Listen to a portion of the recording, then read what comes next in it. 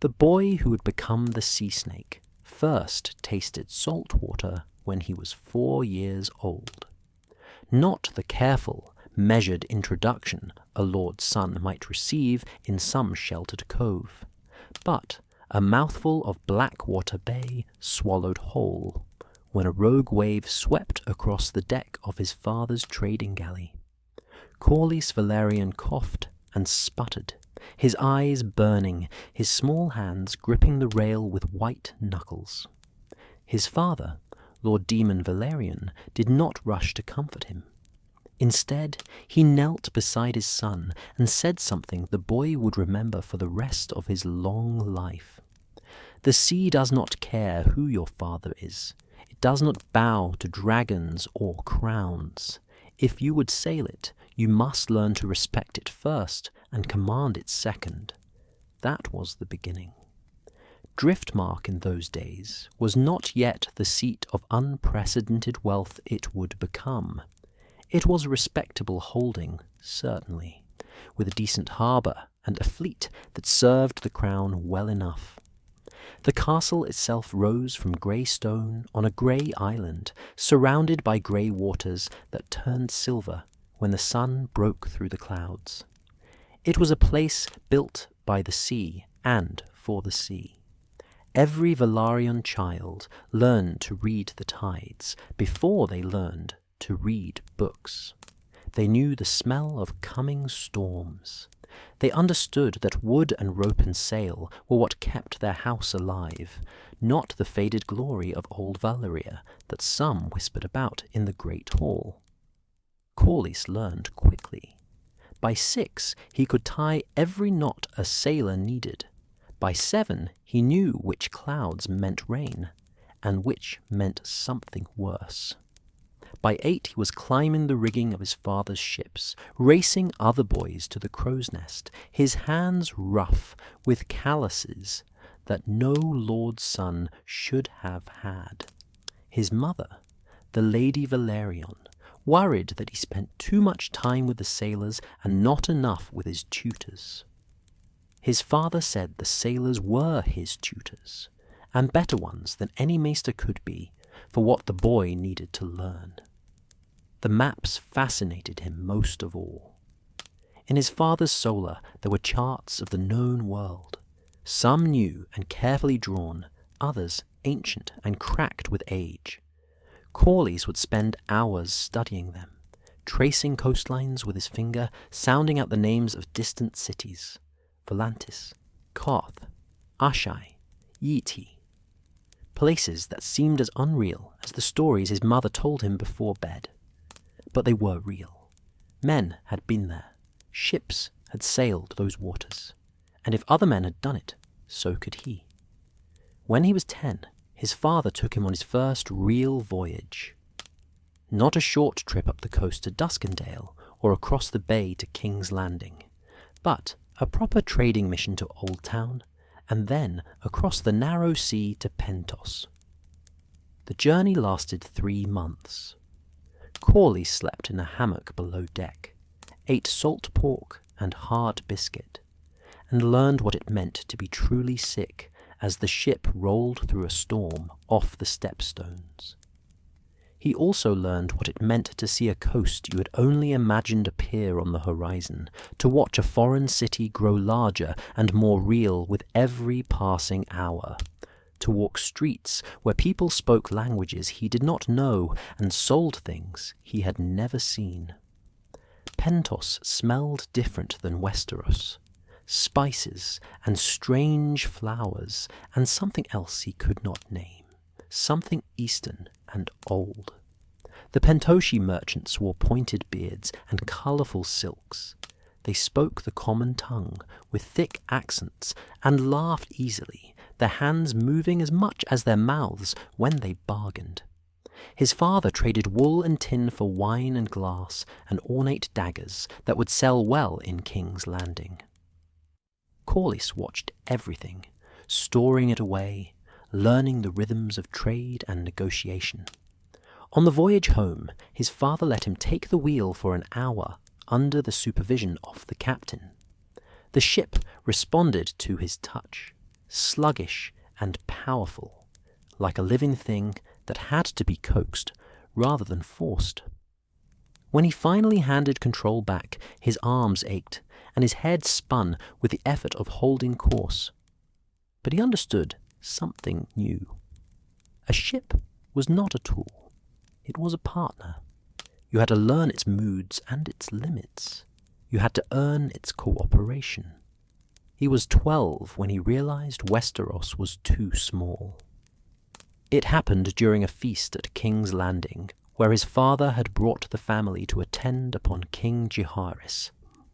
The old king was in his prime then, wise and just, with his sister-wife, good Queen Alysanne, at his side. The court was full of great lords and their sons, all of them talking about tournaments and marriages and who had offended whom at the last council meeting. Corlys sat at his father's side and listened to them argue about whether the crown should build a new road or repair an old castle.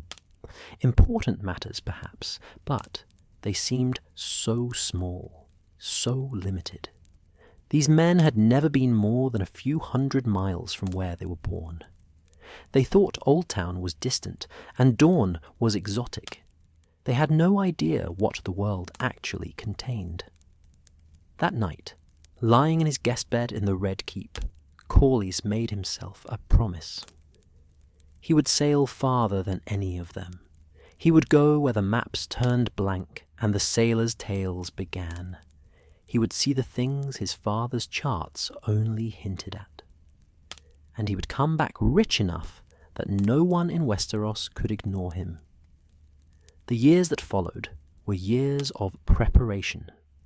His father, seeing the determination in his son's eyes, did not discourage him.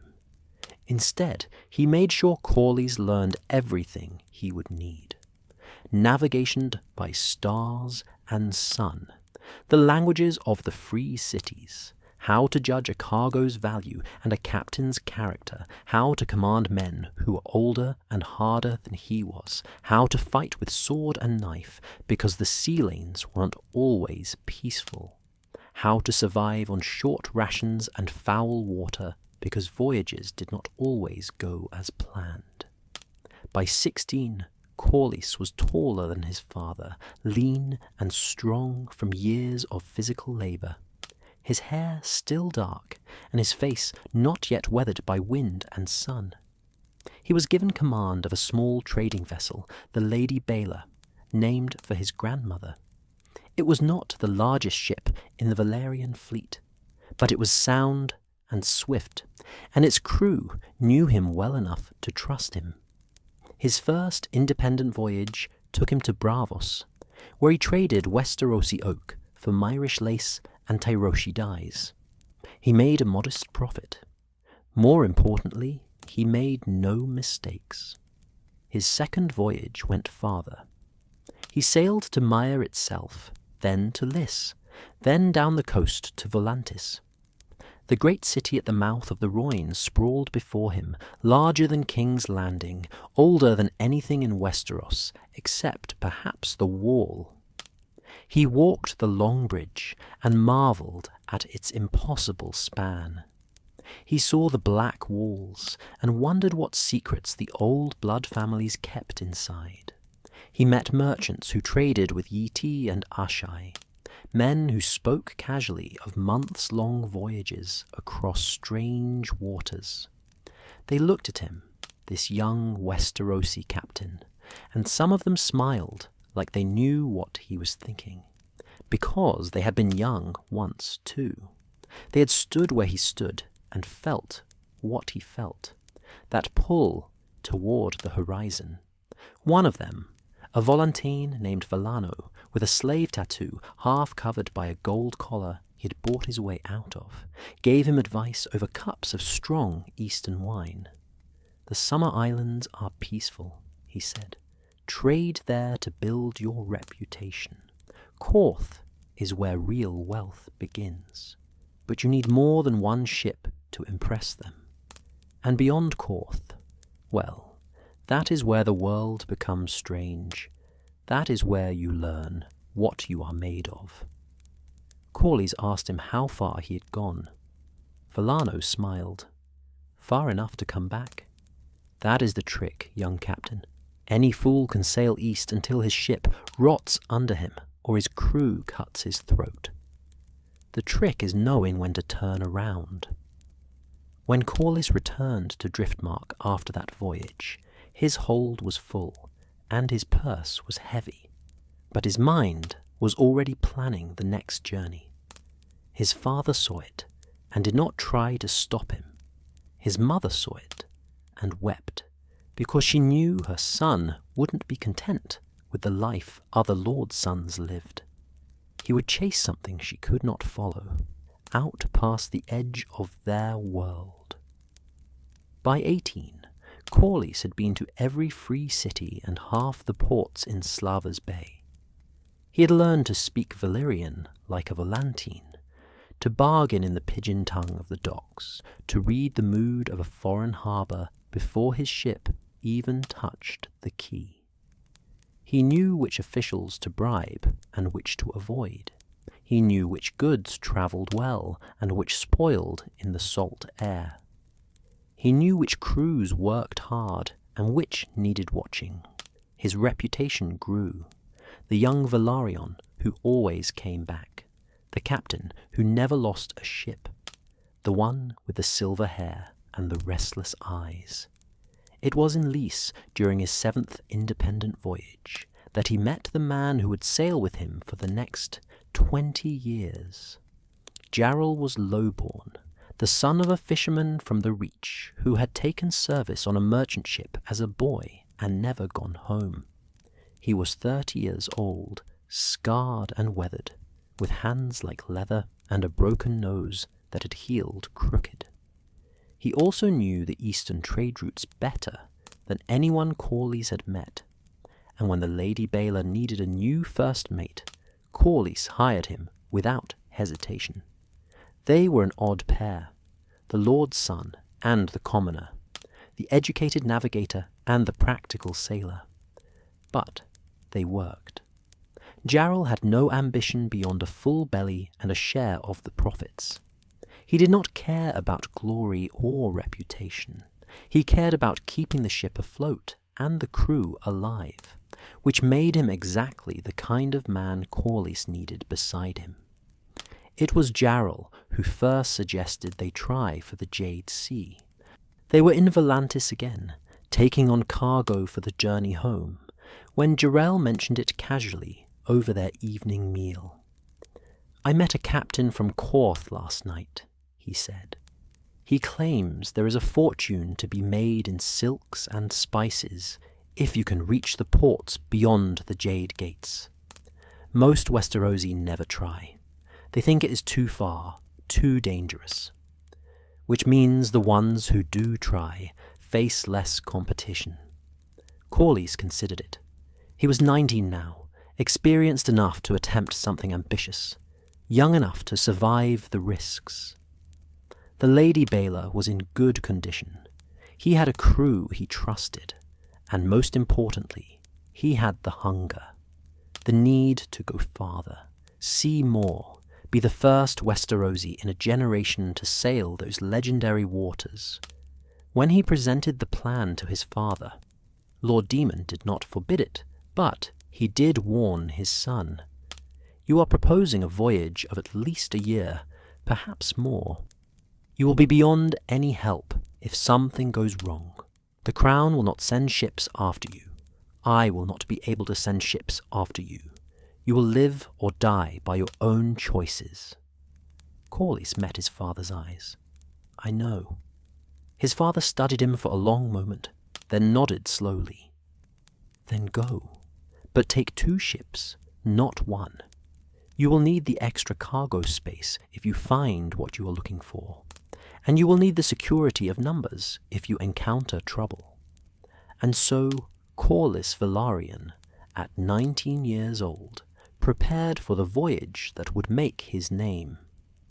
He selected a second ship from the Velaryon fleet, a larger merchant vessel called the Sea Dragon.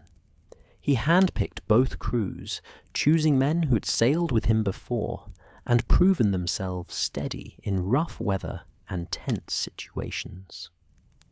He loaded supplies for a year at sea, filling the holds with trade goods that would be valuable in the east, and preserving enough food and water to survive long weeks between ports. His mother gave him a cloak she had sewn herself, lined with silver thread in the Velaryon seahorse pattern.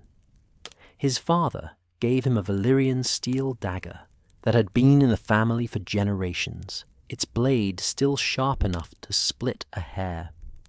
And then, on a clear morning when the tide was right and the wind was favourable, Corlys Velaryon set sail from Driftmark with 2 ships and 60 men, heading east toward the dawn.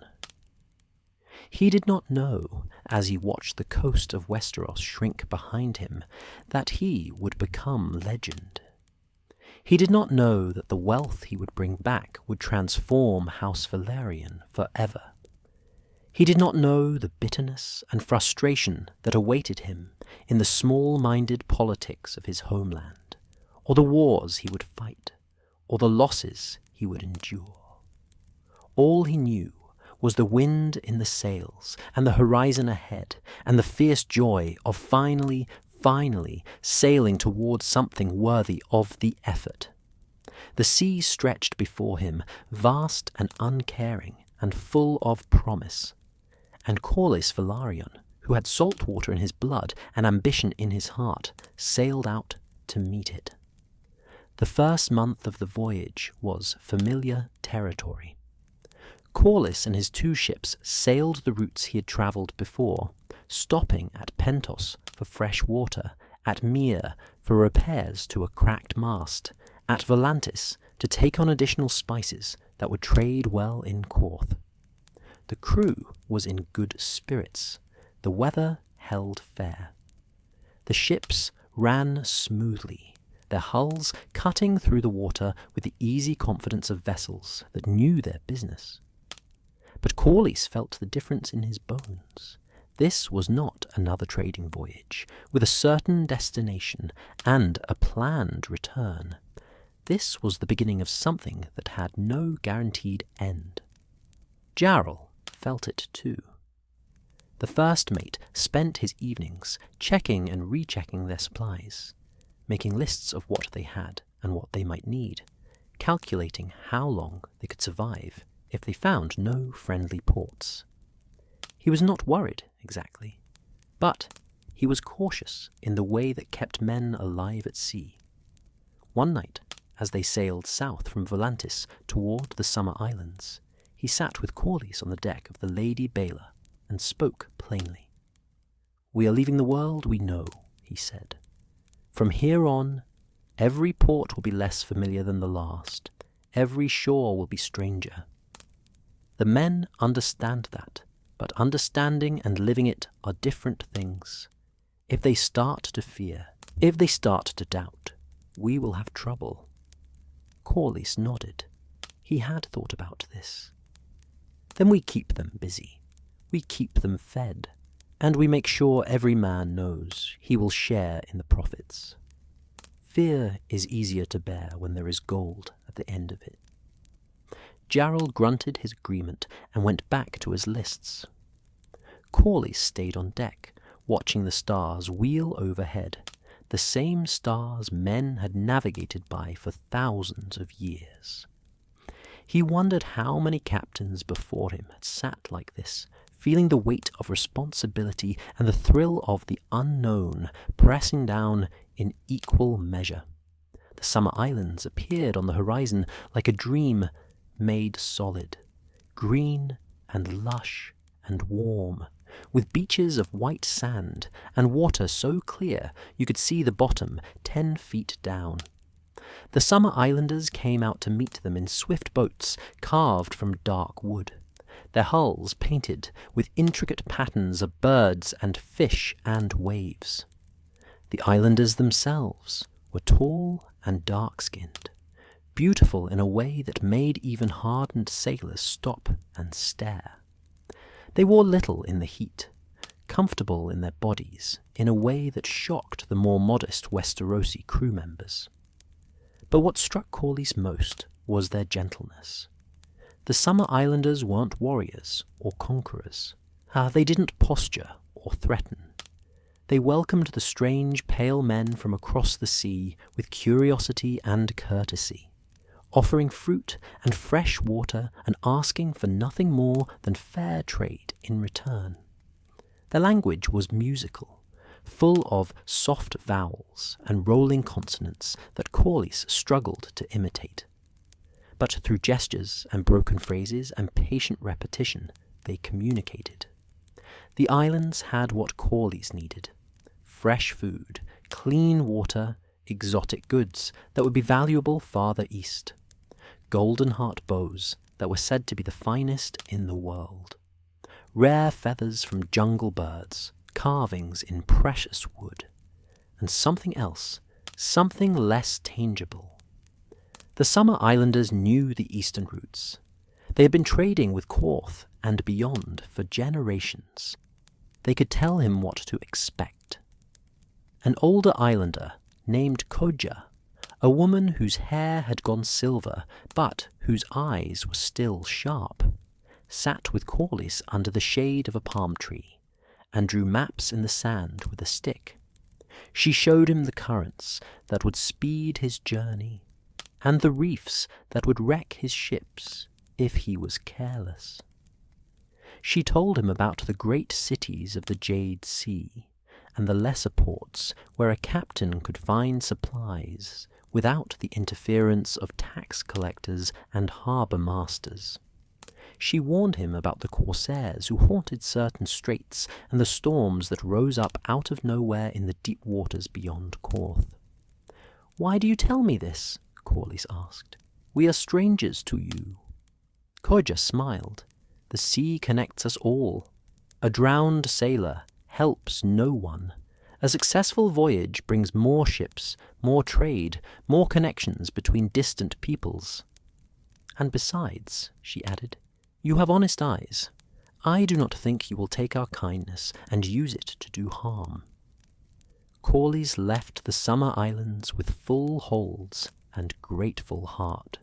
The islanders' gifts of information were worth more than the cargo. As the green shores faded behind them and the ships turned east again, he felt a new confidence. He was no longer sailing blind. He had guides, even if they were only words and sketched maps in sand. The journey to Korth took 6 weeks, long weeks of empty horizon and unchanging sea, broken only by the occasional pod of dolphins or the distant sail of another ship. The crew settled into the rhythms of ocean life: watch and sleep and eat and work, mend sails and splice rope and scrub decks, tell stories and sing songs and gamble with carved bone dice. The Sea Dragon kept pace with the Lady Baela, the two ships staying within sight of each other, a small floating world in the immensity of the ocean. Jarl kept the men sharp with drills, practice with weapons, in case they met pirates, practice with the boats, in case they needed to abandon ship, practice with the pumps, in case they started taking water. Corlys knew some of the crew thought this was excessive. They were merchants, not warships. But Jarrell had survived more voyages than any of them, and when he spoke, they listened. One evening, a sailor named Tom, who had been with Corlys since his first command, asked the question that was on everyone's mind. "How far east are we really going, Captain? Men say Korth is the end of the known world for our kind. What is beyond it?" Corlys stood at the rail, looking out at the darkening water. "We will go as far as the winds, and our courage take us. Korth is not the end, Tom. It is barely the beginning. Beyond it lies the Jade Sea, and beyond that, cities that make Volantis look like a fishing village. We will trade where others have not traded. We will see what others have not seen. and we will come back wealthy enough that men will speak our names for generations." The sailor nodded slowly, whether convinced or simply accepting what his captain said. "As far as the winds take us," he repeated, and went back to his duties. When Qarth finally appeared, it was nothing like Corlys expected, and exactly what he had imagined at the same time. The city rose from the desert coast like something carved from fever dreams. 3 great walls surrounded it, each taller and more magnificent than the last. The outer wall was red sandstone, 30 feet high, and carved with scenes of ancient battles and forgotten kings. The middle wall was grey granite, 50 feet high, and plain as a prison. But the inner wall, the innermost wall, was what took his breath away. It appeared to be made of solid gold, though Corlys knew it had to be gilded stone. No city could afford walls of actual gold. But in the setting sun, it blazed like dragonfire, impossible and beautiful and utterly alien. The harbour was chaos. Ships from every corner of the known world crowded the docks. Westerosi cogs were rare, but not unheard of. Corlys saw the banners of other houses, other merchants who had made the journey. But there were also Ibonese whalers, squat and ugly and reeking of oil. Braavosi galleys, sleek and deadly. Dothraki traders who had come down from the grasslands with goods taken from conquered cities. And ships from the Jade Sea itself, with hulls of strange design and sails marked with symbols Corlys did not recognize. The Qarthian themselves were like nothing he had seen in Westeros. Impossibly tall, impossibly pale, with sharp features and sharper eyes. The wealthy ones wore robes that revealed more than they concealed. A single shoulder or an entire side of their body left bare in a display of confidence or vanity, or both. They moved through the crowds with an air of supreme self-importance, as if they knew secrets no one else could fathom. Docking the ships and dealing with the harbour officials took the better part of a day. The Qarthin loved their forms and procedures. Everything had to be recorded. Every cargo item had to be declared. Every crew member had to be counted. And of course, every step required a fee. Corlys paid what was asked, knowing that fighting would only delay them further. Jarrell grumbled about the waste, but he understood the game. This was the price of access to the greatest trading city in the East. Once they were cleared, Corlys and a small party ventured into Qarth itself. The streets were wide and paved with coloured stones that formed intricate patterns. Gardens bloomed everywhere, impossible gardens in the middle of a desert, fed by some system of irrigation Corlys could not immediately see. Fountains splashed in every square. Buildings rose 3 and 4 stories high, their walls painted in brilliant colours, their windows covered with screens of carved wood that let in air, but not direct sun. And everywhere, there was wealth. Gold and silver and precious stones, silks and spices and rare woods, merchant stalls overflowing with goods from across the known world, the scent of incense and roasted meat and flowers he had no names for, the sound of a dozen languages mixing together into a wall of noise that was somehow musical in its chaos. They found lodging in a merchant's inn near the harbour, a place that catered to foreign traders. The innkeeper was a man from Mire who had settled in Qarth 20 years before and never left. He spoke the common tongue with only a slight accent and was happy to give advice for a modest fee. "You have come at a good time," he told Corlys. "The trade winds will favour an eastern voyage for another 2 months. After that, you will be fighting the weather. As for where to trade, that depends on what you seek. Spices. The ports of Korth itself have the best selection. Silks? You must go to the Jade Sea, to the cities that weave them. Truly rare goods, things no Westerosi has seen. Then you must go farther still, to the port of Ibn, or the cities of Yitai, or even legendary Leng. Corlys leaned forward. Tell me about Leng. The innkeeper's expression shifted, becoming more serious. Leng is not one place, but many. Islands scattered across the Jade Sea and beyond. Some are friendly to traders, some are hostile. The people there are strange, even by Eastern standards. They worship gods whose names I will not speak. They trade in things that make honest men uneasy. But if you have the courage and the caution, yes, there is profit to be made. That night, Corlys gathered his officers on the Lady Baila. Jarl was there, along with the captain of the Sea Dragon, a steady man named Rolf, and 2 other experienced sailors. He spread out the charts they had acquired, combining what they had brought from Westeros with what he had purchased in Korth. We have a choice, Corlys said. We can trade here in Karth, fill our holds with valuable goods, and sail home. We will turn a good profit. We will have a story to tell. Or we can go farther, into the Jade Sea, to ports where Westerosi ships are almost never seen, to places where the goods are stranger, and the profits larger, and the risks unknown. He looked at each man in turn. I will not order this. We vote. Every officer has a say. If the majority says turn back, we turn back. There is no shame in it.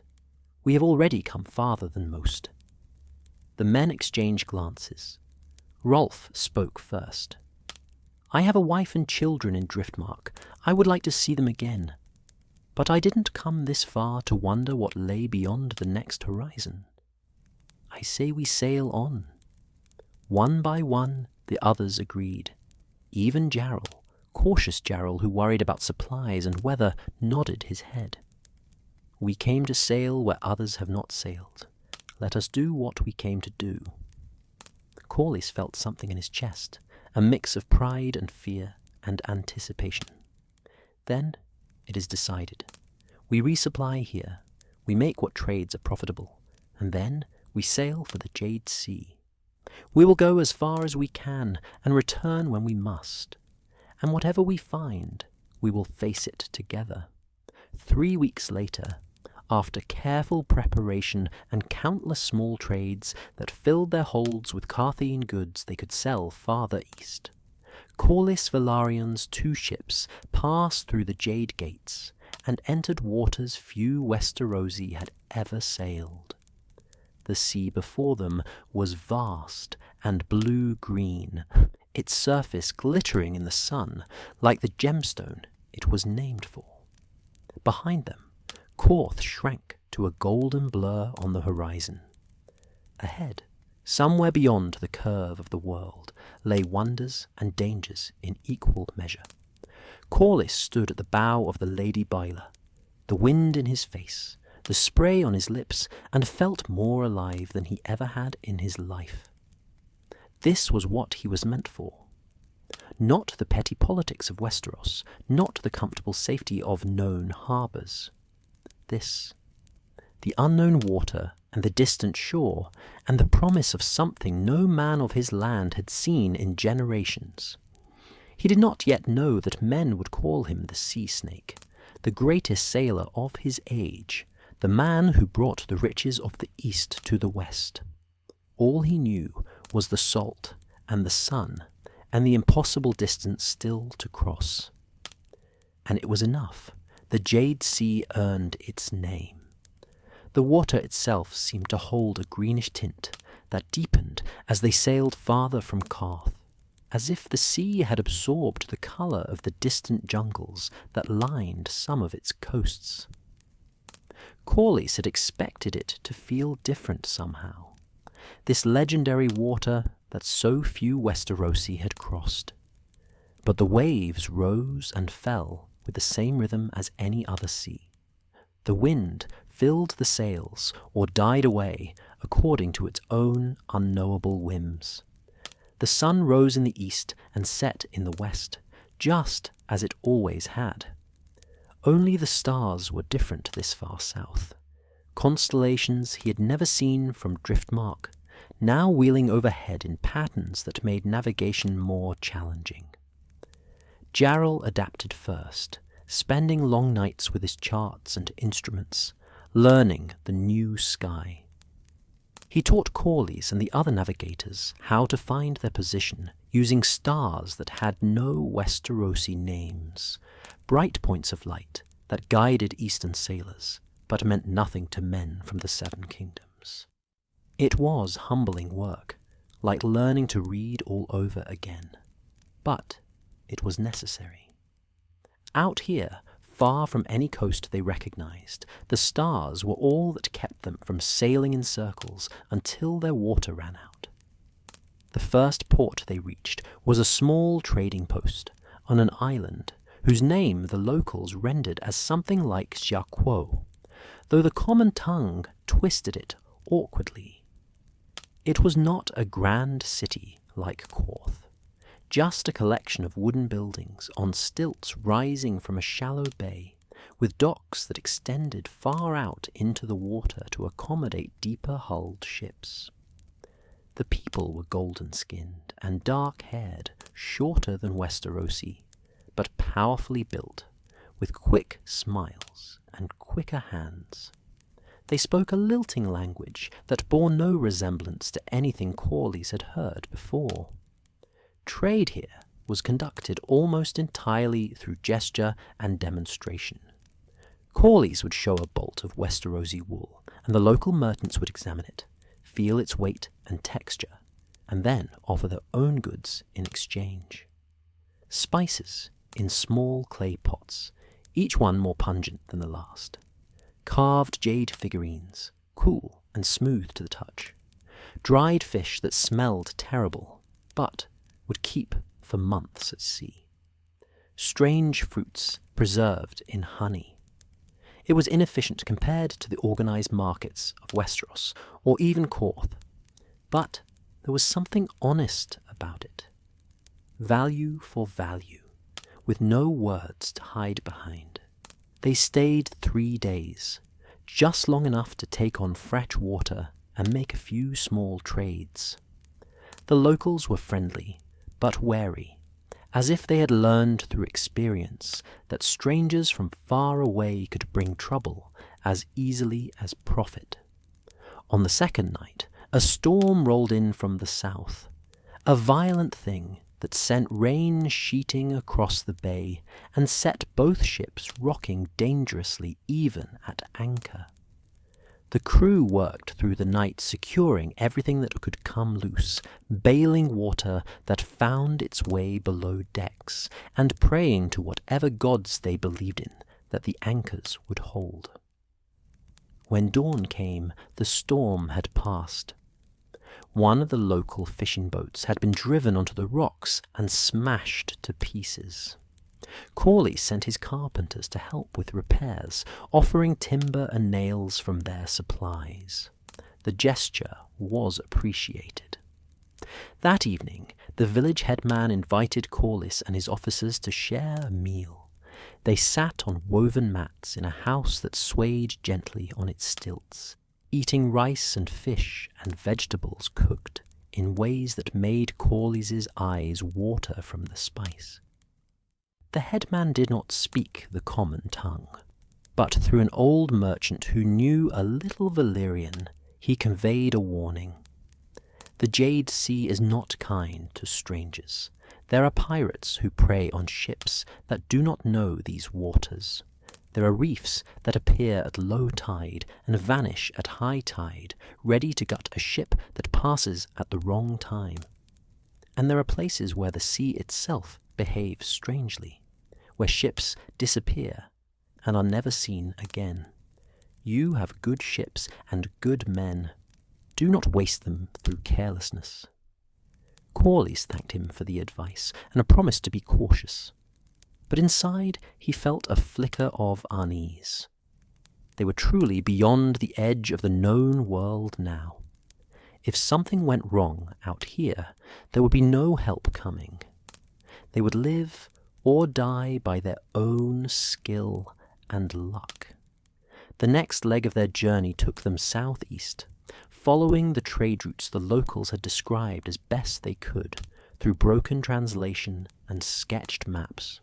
For 2 weeks they saw nothing but water and sky. The weather turned hot and humid, the air so thick it felt like breathing soup. Men stripped to the waist and still sweated through their clothes. Fresh water had to be rationed carefully. Tempers grew short. Twice, Corlys had to break up fights between crew members who had been friends a month before, but now could barely stand to look at each other. Jarrell kept them working. Idle hands and idle minds led to mutiny faster than any hardship. He had the men scrub the decks, mend every tiny tear in every sail, inventory the cargo 3 times over, anything to keep them busy. And at night, he would sit with the most disgruntled sailors and talk to them quietly, reminding them of the profit waiting at the end of this voyage, of the stories they would tell, of the fact that they had already come too far to turn back empty-handed. When land finally appeared on the horizon, it came as a relief so profound that men wept openly. It was not much to look at, just a low coastline, thick with jungle, but it was solid ground and the promise of fresh water. They followed the coast north until they found a river mouth wide enough for their ships. The water turned from green to brown as they entered, thick with silt from upstream. Strange birds called from the trees. The air smelled of rot and growth in equal measure, the jungle breathing out its hot, wet breath. The city they found upriver was like nothing in Westeros. Buildings of carved stone rose from the jungle floor, their walls covered with symbols and images that told stories Corlys could not read. Broad stairs led up to temples where priests in elaborate headdresses performed rituals involving smoke and chanting and small offerings of food and flowers. The people wore little clothing in the heat, decorating their bodies instead with paint and jewelry. They seemed unsurprised by the arrival of pale-skinned foreigners, as if strange ships came up their river regularly enough to be unremarkable. This was a city of Yi Tai, though which one exactly Corlys could not determine. His maps were vague this far east, marking Yi Tai as a general region rather than a specific place. Through a merchant who spoke trade Valyrian, he learned they were in a port city that served the golden empire of Yi Tai, a vast realm that stretched farther inland than Westeros was wide. The merchant told him of the god emperor who sat in the distant capital, a figure so holy that common people were not permitted to look upon his face. He told him of the pearl divers who brought up treasures from the deep waters off the coast. He told him of the silk weavers whose work was so fine that a bolt of cloth could be pulled through a ring. The merchant also told him something more practical. If you have Westerosi goods, especially metals and wool and amber, you can trade very well here. We do not often see ships from so far west. Your goods are exotic to us, as ours are to you. But be careful who you trade with. There are factions in Yi Tai, different noble houses that compete for power. If you align yourself with one, you make enemies of the others without knowing it. Corlys spent a week in that city, making careful trades, learning what he could, and marvelling at the strangeness of it all. The Yeti had a written language more complex than anything he had ever seen, thousands of distinct symbols rather than the simple letters of Westerosi writing. They had a calendar that counted back thousands of years. They had technologies that seemed like magic, like the paper they made that was thinner and finer than any parchment, and the fireworks they set off at night that exploded into flowers of coloured light. It was here that Corlys began to understand something that would shape the rest of his life. Westeros thought itself the centre of the world. The great houses competed for the Iron Throne as if nothing else mattered. But Westeros was small.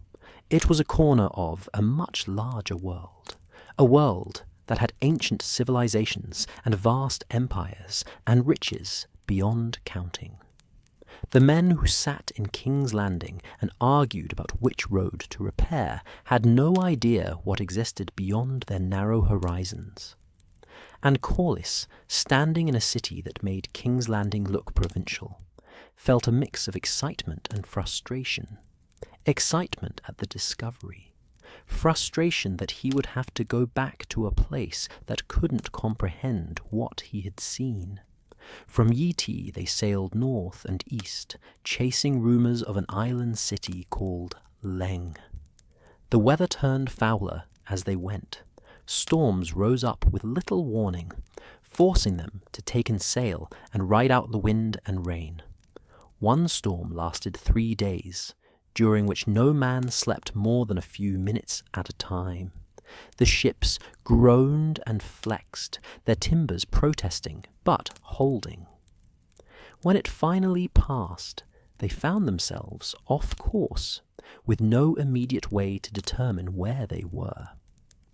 Jarl spent a full day taking measurements and consulting his charts before he could plot their position with any confidence. "We are farther east than I thought," he told Corlys. "Farther than any Westerosi ship I know of has sailed. If we go much farther, we will be making our own maps." The thought thrilled Corlys. To be first, to sail where no one from his land had ever been, to put his name on places that existed only as rumours. They pressed on. Leng, when they finally found it, was not a single island, but a scattered archipelago. Dozens of islands of varying sizes spread across a wide stretch of sea. Some were barely more than rocks jutting from the water. Others were large enough to support towns and farms. The people of Leng were strange even by the standards of the East. They were tall and thin, with pale skin and dark eyes, and they wore masks for reasons Corlys never fully understood. Not all the time, but often, especially when dealing with strangers. The masks were ornate things, carved from wood or cast from metal, painted in bright colours and decorated with feathers or jewels. The Lengi, as they called themselves, were traders and craftsmen. Their ships were distinctive, with hulls painted in swirling patterns and sails made from some material that was not quite cloth and not quite leather. They travelled vast distances, all the way to Asshai and beyond, or so they claimed. They traded in strange goods, carved idols whose purpose was unclear, herbs and powders that the Lengi insisted had magical properties, books written in scripts that used symbols instead of letters, jade in every shade from pale green to almost black. Corlys traded carefully here.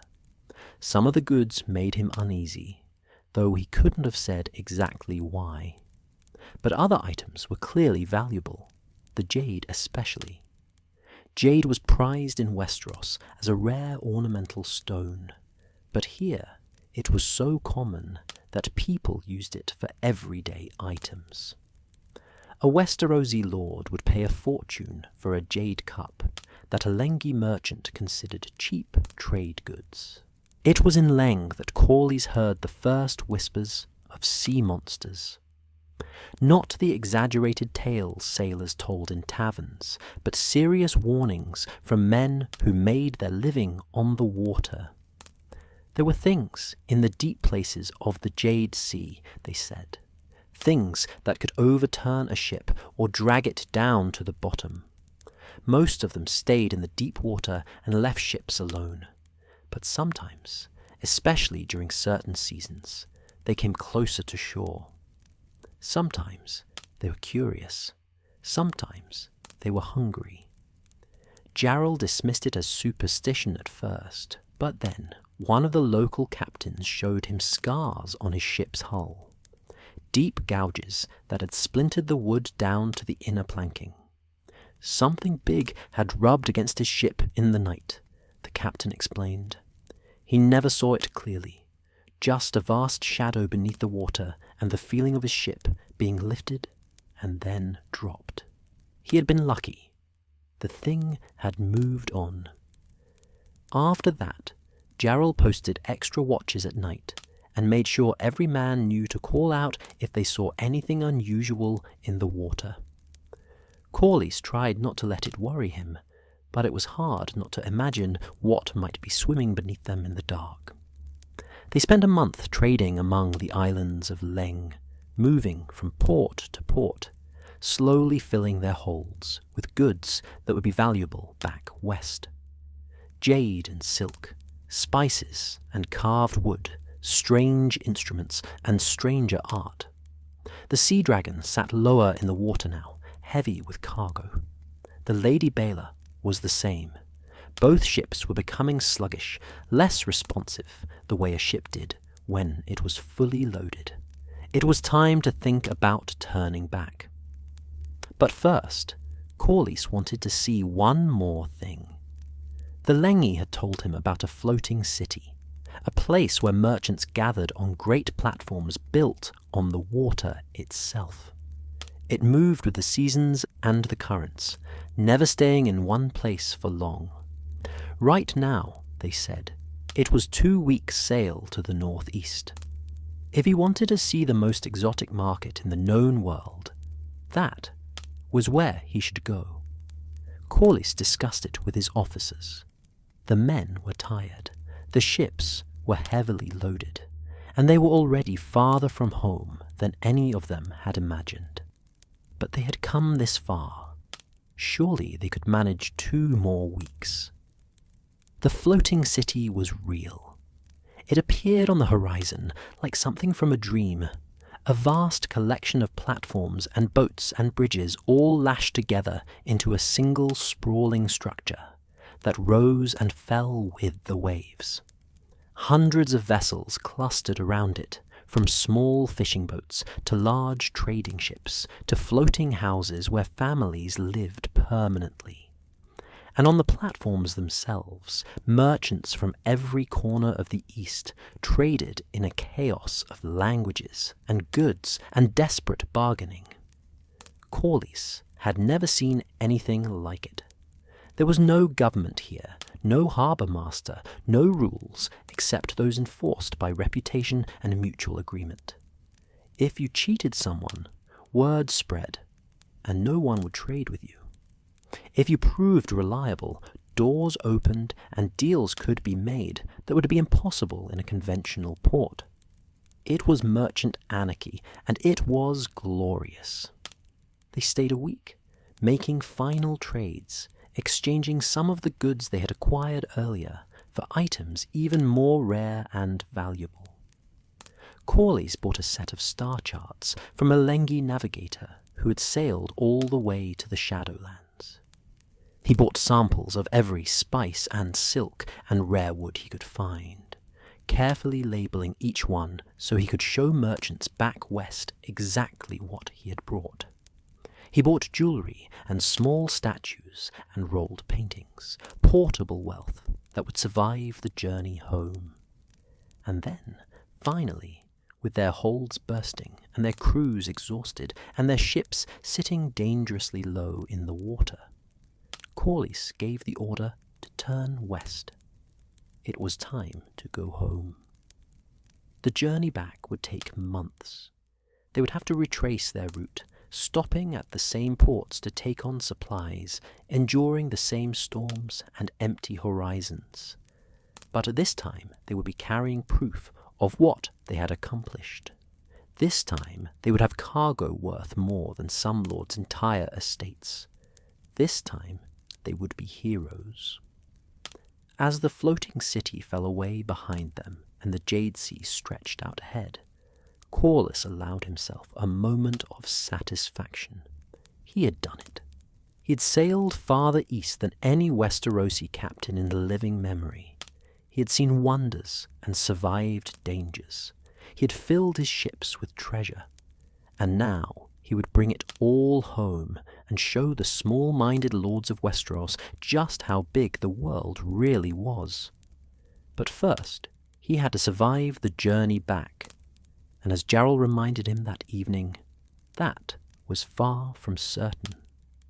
They were heavily loaded, which made the ships slower and harder to maneuver. They were far from any friendly port, and between them and home lay thousands of miles of open ocean where anything could happen.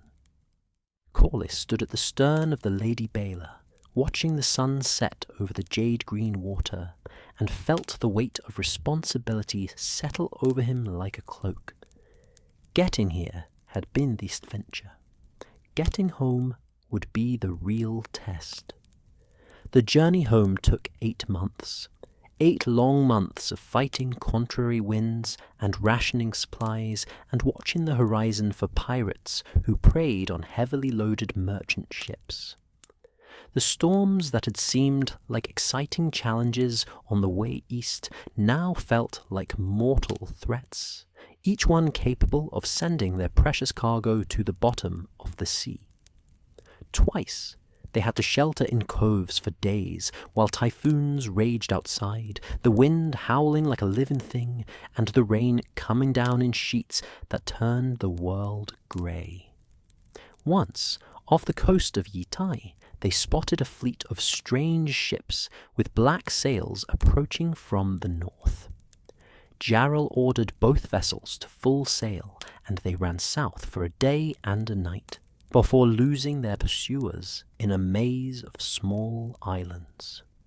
But they made it. Through skill and caution and sheer stubborn determination, Corlys brought both ships and most of their crews safely home.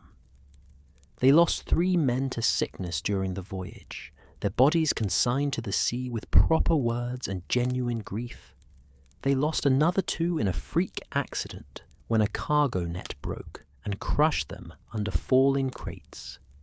But 55 men out of 60 survived, better odds than many captains could claim for a journey of such length and distance. When Driftmark finally appeared on the horizon, when the familiar grey stone of the castle rose from the familiar grey waters of Blackwater Bay, Corlys felt something break inside his chest. Relief, yes, but also something deeper. He had left as a young captain with ambition and hope. He was returning as something else entirely. A man who'd seen the edges of the world. A man who knew secrets that no one in Westeros could match. A man who was about to become very, very wealthy. The harbour at Driftmark was crowded with fishing boats and small traders when they arrived. Word spread quickly that Lord Demon's son had returned from his mad voyage to the east, and people gathered on the docks to watch the 2 ships come in. They sat low in the water, obviously heavy with cargo, and that alone was enough to spark excitement. But it was what came off the ships that made people stare. Bolts of silk so fine they seemed to float in the breeze.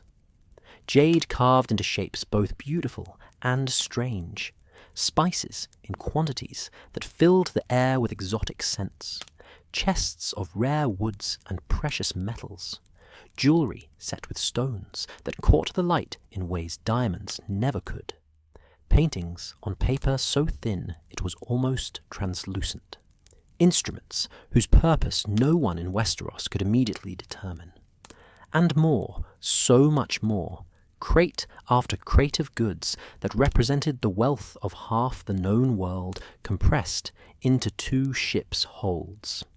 Lord Daemon Velaryon stood on the dock and watched his son oversee the unloading. He said nothing at first, just observed with the careful eye of a man who had spent his life in trade. When Corlys finally came to greet him, his father embraced him tightly, then held him at arm's length to study his face. "You left a boy," Lord Daemon said quietly. "You return a man, and unless I miss my guess, a wealthy one." Corlys smiled, his face weathered by sun and wind, his eyes holding depths that had not been there 2 years before. "The East is everything the stories promised, and more. We went farther than any Westerosi has gone in a generation. We saw cities that make Volantis look small. We traded with peoples who have never heard of the 7 kingdoms. And we brought back enough wealth to transform House Velaryon forever." His father nodded slowly. "Then let us see what you have brought home." The accounting took weeks. Every item had to be catalogued and valued. Some goods could be sold immediately in King's Landing or Old Town for enormous profit. Others were so rare that finding the right buyer would take time and care. The jade alone was worth a fortune. The silks would be prized by every noble lady in Westeros once they saw the quality.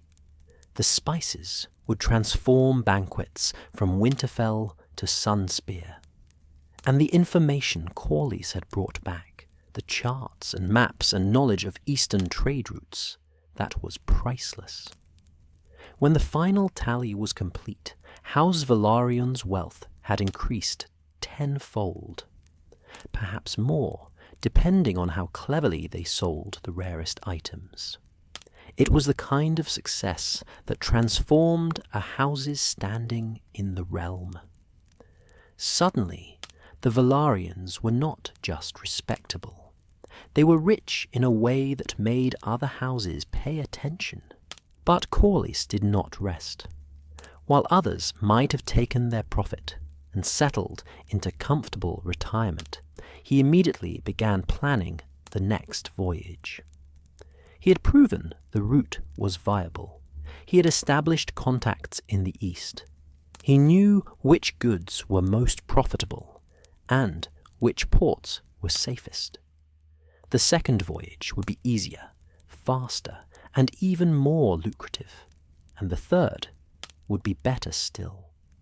His father tried to convince him to wait, to enjoy what he had earned, perhaps to marry and start thinking about heirs. But Corlys was only 21 years old, and the East called to him like a siren's song. He had tasted something out there in the jade-green waters and the strange ports. Freedom, purpose, the thrill of being the best at something that mattered. He could not give that up. Not yet. Over the next 5 years, Corlys made 8 more voyages to the east. Each one followed roughly the same route, with variations based on weather and opportunity. Each one added to his wealth and his legend. Sailors began calling him the Sea Snake, a name that stuck because it captured something essential about him. Like a sea serpent, he moved through the ocean with grace and purpose. Like a snake, he was clever and quick to strike when opportunity presented itself. And like both, he was dangerous to underestimate. The wealth flowed back to Driftmark in waves. Lord Daemon, initially cautious about his son's ambitions, became enthusiastic once he saw the results. He used the profits to expand the Velaryon fleet, building new ships and hiring the best crews. He improved the harbour and warehouses. He established trading houses in King's Landing and Old Town to sell their eastern goods. House Velaryon became synonymous with exotic luxuries and maritime power. But success brought attention, and not all of it welcome. Other houses grew jealous of the Velaryons' sudden wealth. Merchants in King's Landing complained that the eastern trade was being monopolized. Pirates and corsairs began specifically targeting Velaryon ships, knowing they carried valuable cargo. And at court, there were whispers that Lord Demon's son was growing too powerful, too rich, too independent for a mere lord's heir. Corlys ignored most of it. He was too busy sailing, trading, exploring. Each voyage taught him something new. He learned the monsoon patterns of the Jade Sea and how to use them for faster passages. He established relationships with key merchants in Koth and Yiti, who gave him preferential treatment. He even learned passable amounts of several Eastern languages, enough to bargain without translators, and to understand when he was being cheated. It was during his 6th voyage, when he was 24 years old, that he began to think seriously about marriage. Not because he wanted to, particularly, but because his father's letters grew increasingly insistent. "You have wealth now," Lord Demon wrote. "You have reputation. You have proven yourself 10 times over. But you have no heir, no political alliances, no security for your future. It is time to marry, and marry well." Corlys knew his father was right, but the prospect frustrated him. Marriage meant politics. It meant compromise.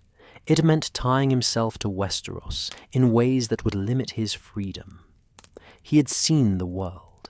He had walked streets in Leng and Yiti, where no other Westerosi had walked in a century. How could he come home and play the Game of Thrones like it mattered? But duty was duty. When he returned from that 6th voyage, he began to pay attention to the eligible ladies of the realm. There were plenty of options. His wealth and reputation made him a prize catch, despite his relative youth. Several powerful houses sent subtle inquiries about potential matches. But Corlys was not interested in just any marriage. If he was going to tie himself to someone, it would be for maximum advantage. The answer came in an unexpected form. Princess Rhaenys Targaryen, granddaughter of King Jaehaerys, daughter of Prince Aemon, who had died years before. She was beautiful and intelligent, with the silver hair and purple eyes of old Valyria. She was also a dragon rider, bonded to Meleys the Red Queen, and most importantly, she was close to the line of succession, close enough that her children might one day wear a crown. The match made perfect sense politically. It would tie House Velaryon directly to the royal family. It would give Corlys a path to real power, the kind that came from blood rather than just gold. And it would make his children princes and princesses, or at least close enough to matter. But there was a problem. Rhaenys was particular about whom she would marry. She had already refused several suitors, including some who outranked Corlys in traditional terms. She wouldn't marry just for politics. She wanted someone she could respect. Someone who had actually done something with his life beyond inheriting a title and sitting in a castle. Corlys went to King's Landing to meet her, bringing gifts from the east that he hoped would impress her. Silks in Targaryen, red and black. A necklace of jade dragons, so finely carved they seemed ready to fly. A painting on rice paper showing a dragon in flight over a jade-green sea. He presented them formally at court, kneeling before the princess with the proper words and gestures. Rhaenys accepted the gifts graciously, but her eyes studied him with an intensity that made Corlys uncomfortable. This was not a woman who would be won with expensive presents. After the formal reception, she asked him to walk with her in the gardens of the Red Keep, alone, or as alone as a princess could be, with guards shadowing them at a discreet distance. "They say you have sailed farther than any Westerosi alive," she said without preamble. "They say you have seen wonders in the east. They say you're the richest unmarried man in the 7 kingdoms.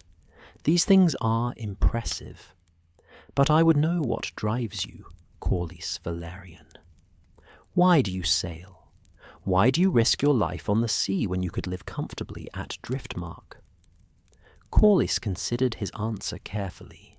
He could lie, tell her what she wanted to hear. But something in her expression told him that would be a mistake. "Because Westeros is small," he said finally. "Because the men who rule here think the Iron Throne is the only thing that matters, when there are empires in the East that have forgotten more than we ever knew. Because I cannot bear to sit in a castle and argue about which road needs repair, when there are whole continents I have not explored. Because the sea is honest in a way that courts are not. It does not care about your name or your title. It only cares if you are skilled and brave and lucky." Rhaenys smiled for the first time, a real smile that reached her eyes. "I ride a dragon," she said. "I have flown higher than any ship can sail. I have seen things from above that sailors only dream of. I understand the need to be more than what others expect. I understand the frustration of being told that your place is limited by your birth or your gender. So perhaps we understand each other, Sea Snake." They were married 3 months later, in a ceremony at Driftmark that drew lords from across the realm. It was the social event of the year, a dragon rider princess marrying the richest captain in Westeros. King Jaehaerys himself attended, though he was growing old, and his attendance was considered a great honor. The feast lasted 3 days, and featured delicacies from both East and West, a blending of cultures that perfectly symbolized what House Velaryon was becoming. The marriage was good, better than Corlys had expected. Rhaenys was sharp and politically savvy, able to navigate court politics in ways he never could. She understood power and how it worked in Westeros. She also gave him space to continue sailing, recognizing that trying to cage him would only breed resentment. In return, he respected her opinions and included her in decisions about House Velaryon's future. They were partners, not just husband and wife. Their first child, Laena, was born a year later. Their second, Laenor, came 2 years after that.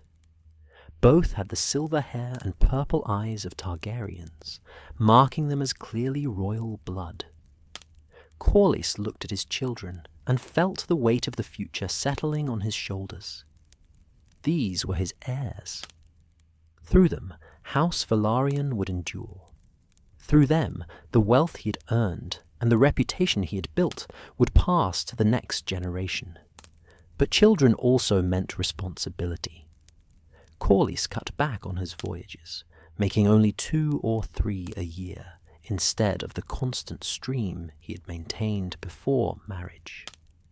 He spent more time at Driftmark, managing the growing Velaryon trading empire, meeting with merchants and ship captains, planning new ventures.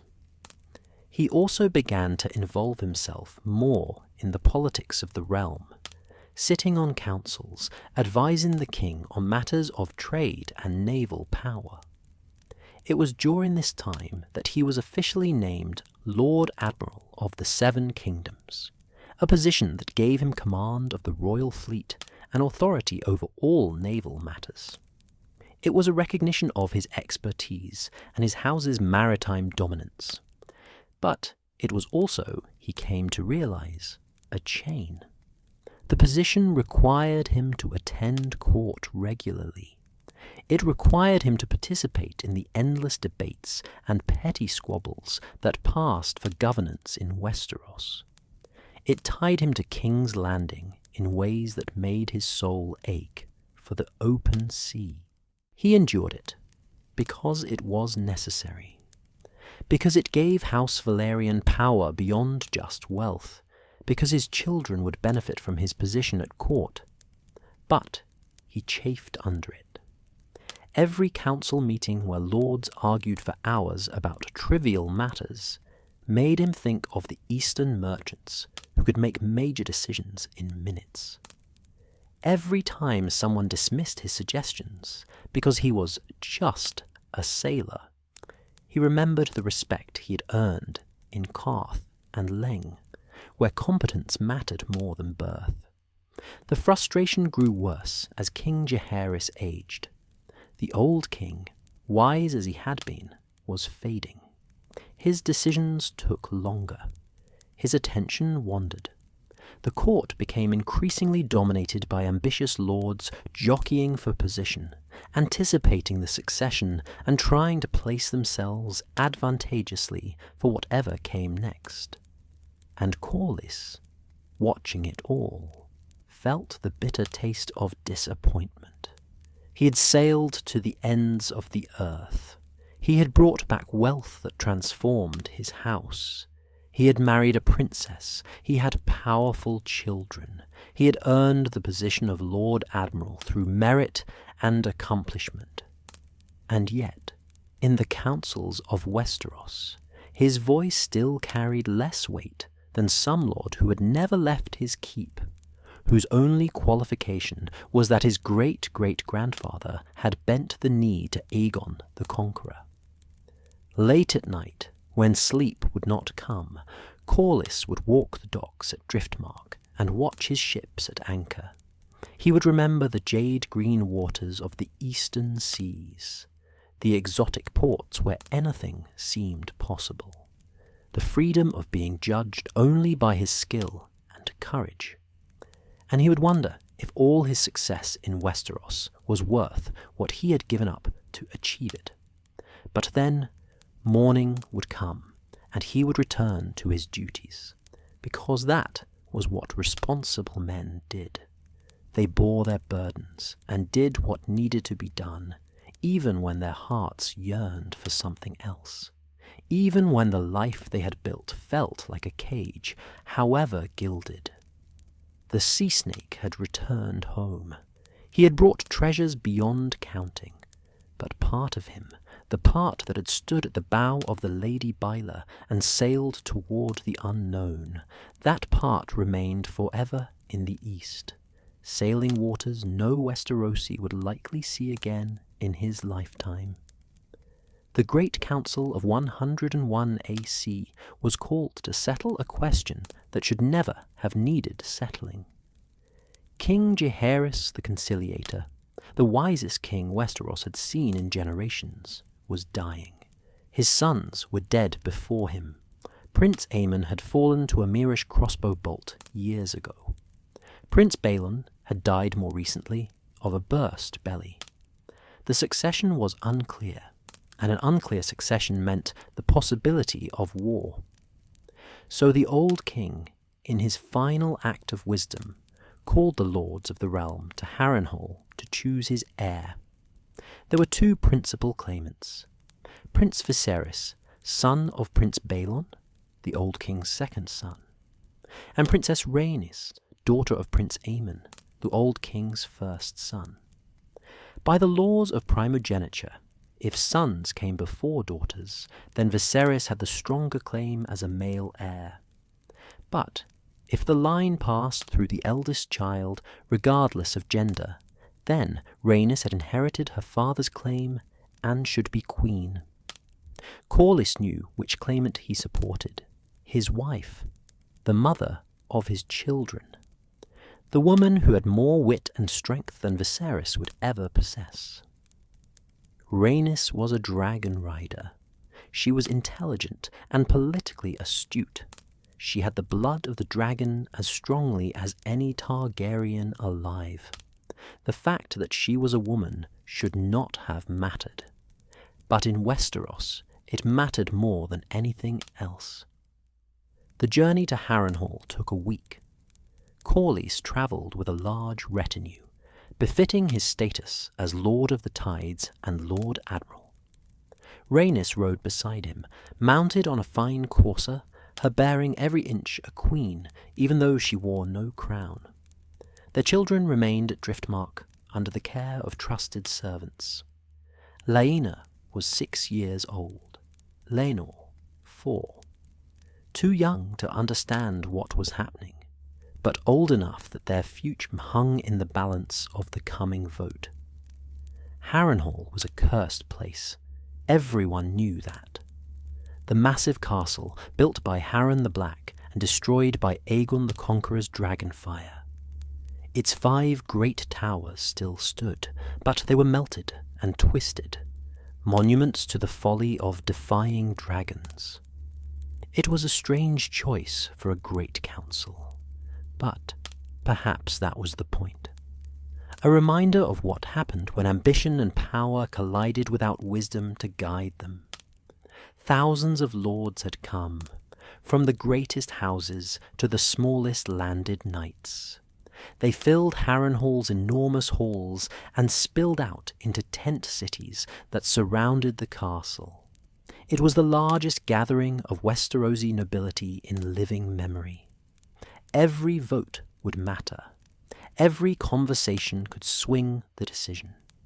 And Corlys, who had faced storms and sea monsters with calm determination, found himself anxious in a way that sailing had never made him.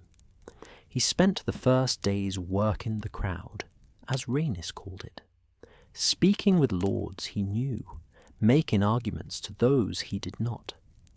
The case for Rhaenys was strong, he insisted. She was the old king's granddaughter through his eldest son. She was capable and proven. She had a dragon.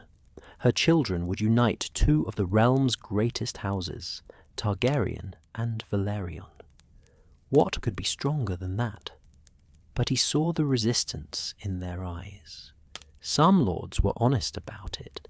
They did not believe a woman could rule, could command armies, could make the hard decisions that kingship required.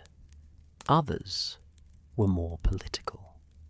They feared that a woman on the throne would weaken the realm, make it vulnerable to ambitious lords or foreign enemies. And still, others simply preferred Viserys because he was male, and that was how things had always been done. Lord Corlys Velaryon was not a man easily discouraged, but even he could read the tide. The great lords of Westeros, for all their talk of honour and justice, wouldn't choose his wife. They would choose tradition over merit, fear over wisdom, and there was nothing he could do to stop it.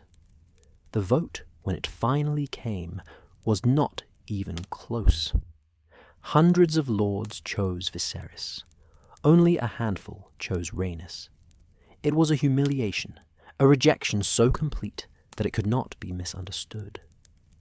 The realm had spoken, and it had said that Rhaenys Targaryen, dragon rider and princess, was not worthy to sit the Iron Throne simply because she had been born a woman. Corlys stood beside his wife as the results were announced and felt her stiffen beside him. Her face remained calm, regal, giving nothing away. But he knew her well enough to see the pain in her eyes, the barely controlled anger in the set of her jaw. She had been passed over. Her birthright had been stolen by law and custom and the small-mindedness of frightened men, and she could do nothing about it except accept it with grace. That night, in their chambers at Harrenhal, Rhaenys finally let her composure slip. She did not weep. Crying was not her way. But she paced the room like a caged dragon, her words bitter and sharp. "They will regret this," she said. "Viserys is weak. He's kind, yes, But kindness is not strength. He will make decisions based on what makes him comfortable, not on what is right. He will let ambitious men manipulate him. And when the realm suffers for it, those lords who voted against me today will remember that they had a choice, and they chose poorly. Corlys said nothing. There was nothing to say that would make this better.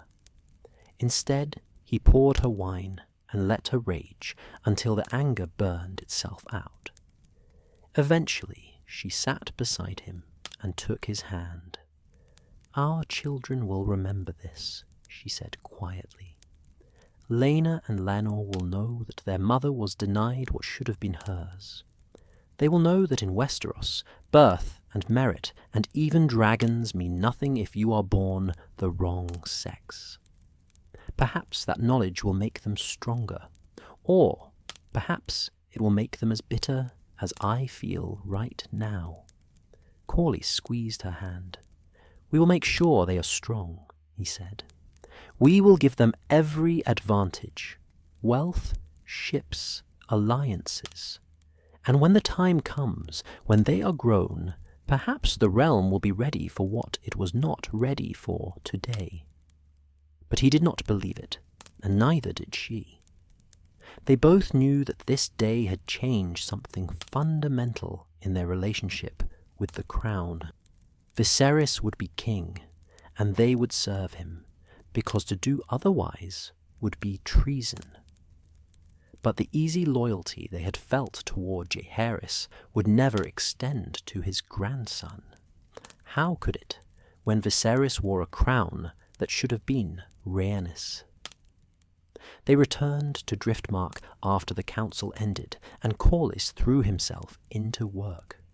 He expanded the Velaryon fleet further, building new ships designed specifically for the eastern trade.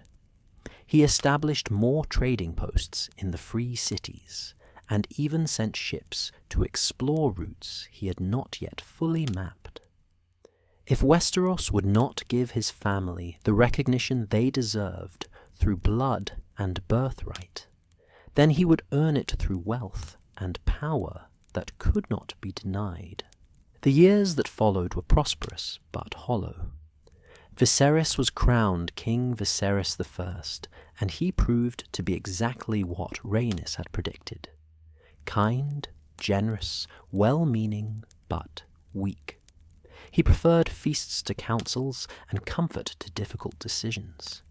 He surrounded himself with men who told him what he wanted to hear, rather than what he needed to know. And slowly, quietly, the realm began to develop the cracks that would eventually tear it apart. Corlys watched it happen from his position as Lord Admiral. He attended the small council meetings, gave his advice on naval matters and trade, and tried not to let his frustration show. But it was difficult. So many of the problems the realm faced could have been solved with decisive action and clear thinking. Instead, they were papered over with compromises and delays, pushed down the road for some future king to deal with. The situation grew worse when Viserys decided to remarry. His first wife, Aemma Arryn, had died in childbed, trying to give him a male heir. The child, a boy, had lived only a day. Viserys was left with only his daughter Rhaenyra, a girl of 8. The small council urged him to remarry quickly to secure the succession with sons, and in a decision that shocked the realm, Viserys chose to marry Alicent Hightower, daughter of his hand. It was a political disaster. Alicent was young enough to be his daughter. She was not of great enough house to bring significant alliance value. And worst of all, her father was Otto Hightower, a man known for his ambition and his skill at manipulation. Every lord in the realm could see what was happening. Otto had placed his daughter in the king's bed, and any sons she bore would have a claim to the throne that would conflict with Rhaenyra's. Corlys spoke against the match in council, though he kept his language careful. A king's marriage is a matter of state, he said. It should strengthen the realm through alliances, not create potential conflicts. There are better matches available, matches that would unite great houses and secure loyalty across the kingdom. But Viserys, in the only matter where he showed real stubbornness, refused to listen. He loved Alicent, he said, or at least he desired her, which passed for love in the mind of Rhaenys, when she heard the news, laughed bitterly. "He is sowing dragon's teeth," she said. "He plants the seeds of war with this marriage, and when they sprout, the realm will bleed for it. But perhaps that is fitting. Perhaps Westeros deserves what is coming." The marriage went forward. Alicent Hightower became Queen Alicent, and within a year she was pregnant with Viserys's child. When the baby was born, it was a son. They named him Aegon, after the Conqueror, a name that carried weight and expectation. Corlys felt the shift in the court immediately. Suddenly there was a faction, the Queen's faction, that believed Aegon should be heir instead of Rhaenyra.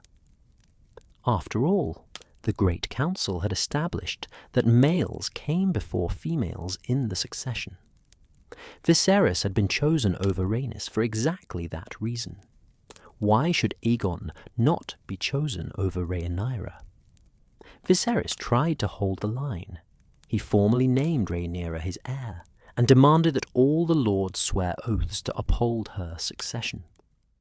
Corlys was one of the first to swear, kneeling before the princess and promising that House Velaryon would support her claim. It was both loyalty and politics. Rhaenyra reminded him of her mother in some ways, and he genuinely believed she would make a better ruler than any of Alicent's sons. But it was also practical. If Rhaenyra became queen, his family would be well positioned. His children were her closest relatives outside her own siblings. There were advantages to backing her. But privately, he worried. Viserys' word was not enough to settle this. Not when there were powerful men who believed Aegon had the better claim. Not when the Queen herself was working to promote her son's interests. Not when the realm was still governed by the same prejudices that had denied Rhaenys her crown 20 years before. He tried to secure his family's position through betrothals. His daughter Lyanna, now a beautiful young woman and a dragon rider bonded to Vargar, the largest living dragon, would have made a perfect match for Viserys himself. Corlys had even suggested it after Aemma's death. But Viserys had chosen Alicent instead, and Lyanna eventually married Prince Daemon Targaryen, the king's younger brother. It was a good match in its way. Daemon was dangerous and unpredictable, but he was also a warrior and a dragon rider, and his children with Lyanna would have strong claims to power. His son Laenor was betrothed to Princess Rhaenyra herself.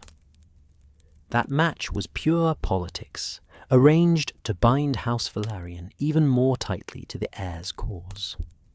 Laenor was not an ideal husband in some ways. His preferences ran toward men rather than women, something that was an open secret at court. But he was loyal and brave, and he had a dragon, Sea Smoke. And most importantly, his marriage to Rhaenyra would make their children doubly royal, Targaryen on both sides, through their mother and grandmother. The wedding was celebrated with great ceremony. Corlys spared no expense, filling the Red Keep with Eastern luxuries and hosting feasts that lasted for days. He wanted everyone to see the power and wealth of House Velaryon, to understand that they were now indispensable to the throne. If gold and dragons couldn't buy respect, then at least they could buy fear. But even at the height of the celebrations, Corlys felt the undercurrents. The courtiers who whispered about Lenor's nature, the Hightowers who smiled politely while plotting behind their hands, the king himself, increasingly distant and wrapped up in his own pleasures, seemingly oblivious to the tensions building in his court. It was like watching a ship sail toward rocks while the captain dozed at the wheel.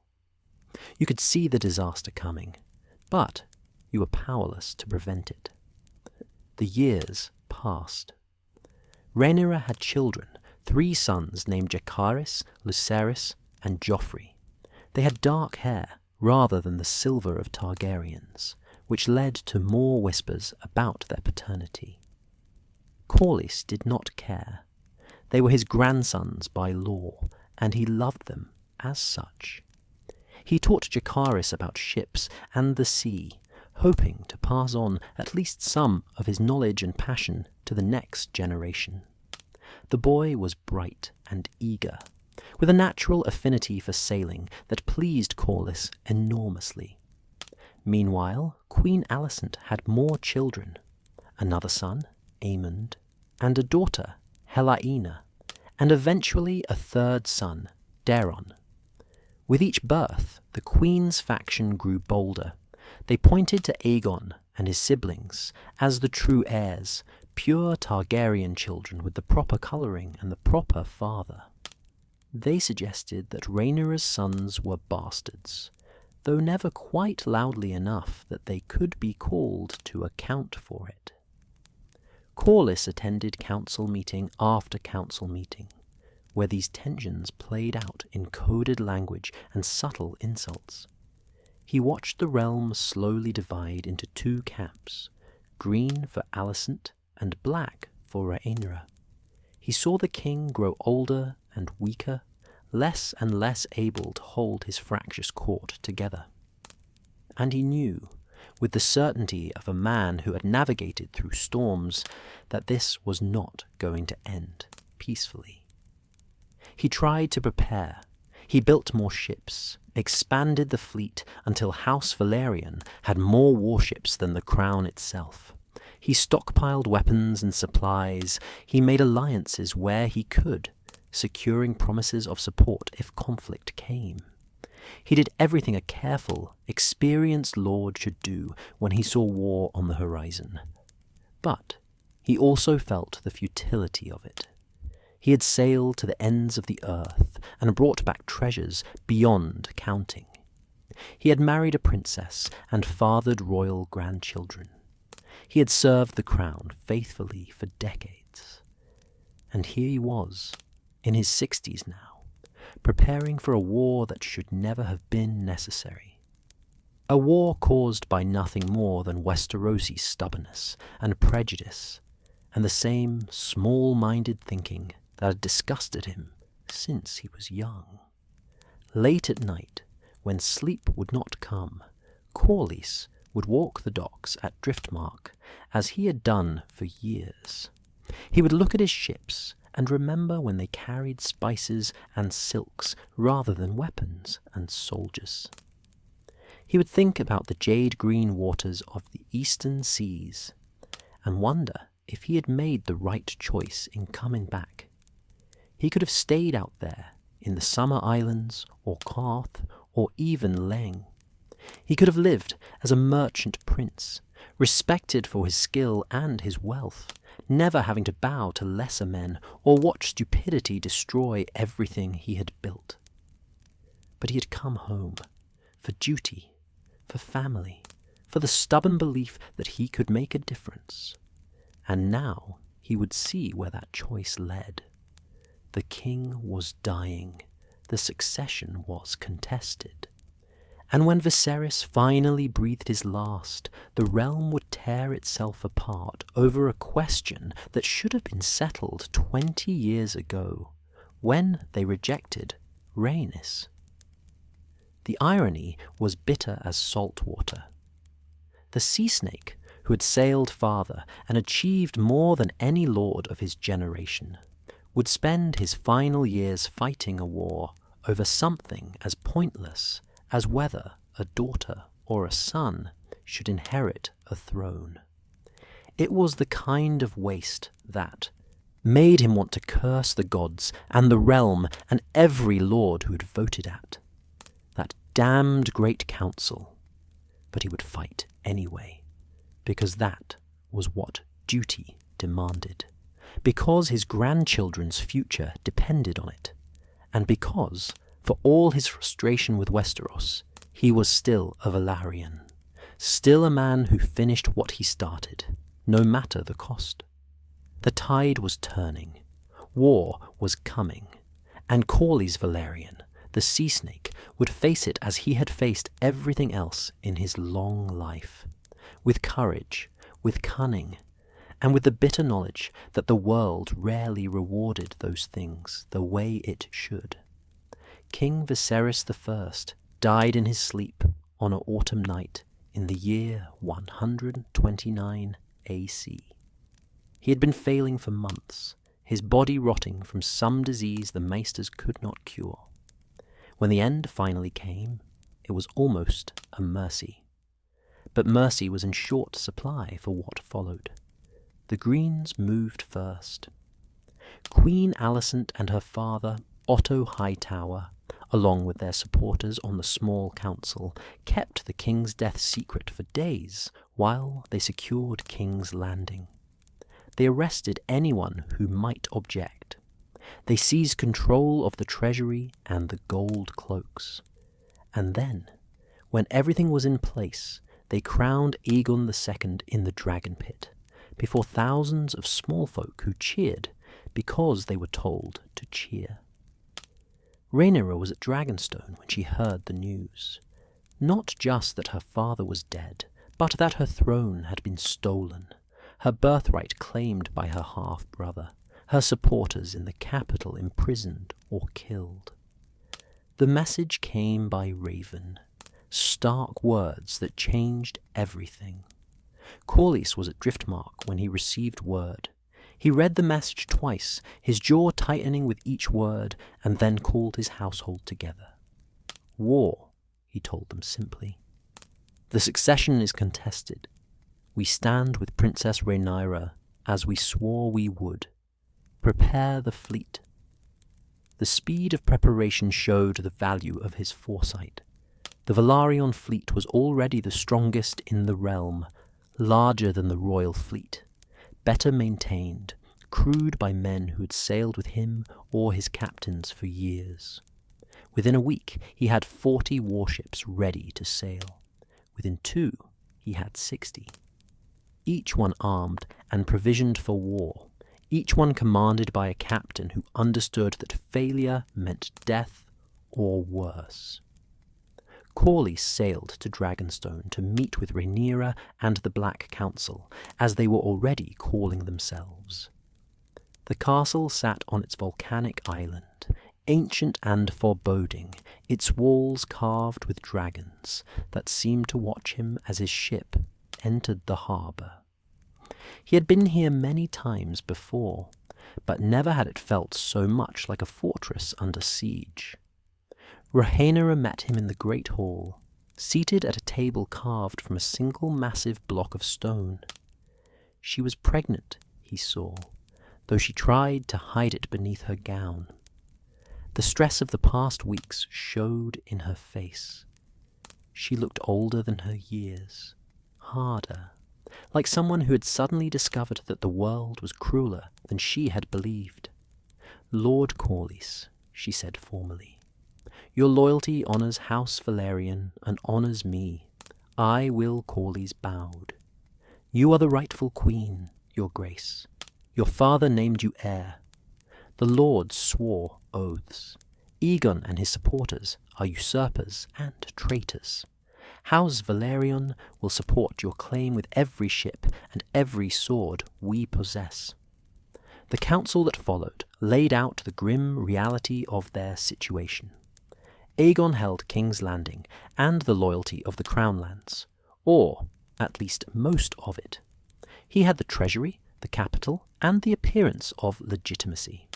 But Rhaenyra had dragons, including the largest and most fearsome. She had the support of powerful houses in the Riverlands, the Vale, and the North. And she had the Velaryon fleet, which controlled the sea lanes and could blockade the capital. The strategy was clear to Corlys. "We strangle them," he said bluntly. "My fleet blockades Blackwater Bay. Nothing gets in, nothing gets out. Food, trade, supplies, all cut off. Meanwhile, your dragons and your allies apply pressure on land. Aegon may have the capital, but if his people are starving and his lords are being burned by dragons, his support will crumble."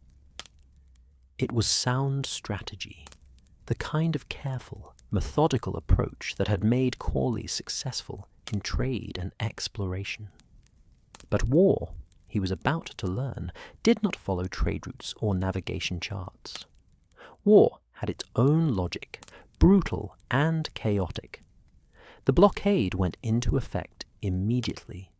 Corlys commanded the fleet personally from his flagship, a massive war galley he'd named the Queen Rhaenys in honor of his wife. They sealed off Blackwater Bay, turning back any ship that tried to reach King's Landing. Merchants, fishing boats, grain ships from the Reach, all were sent away or captured. Within weeks, prices in the capital began to rise.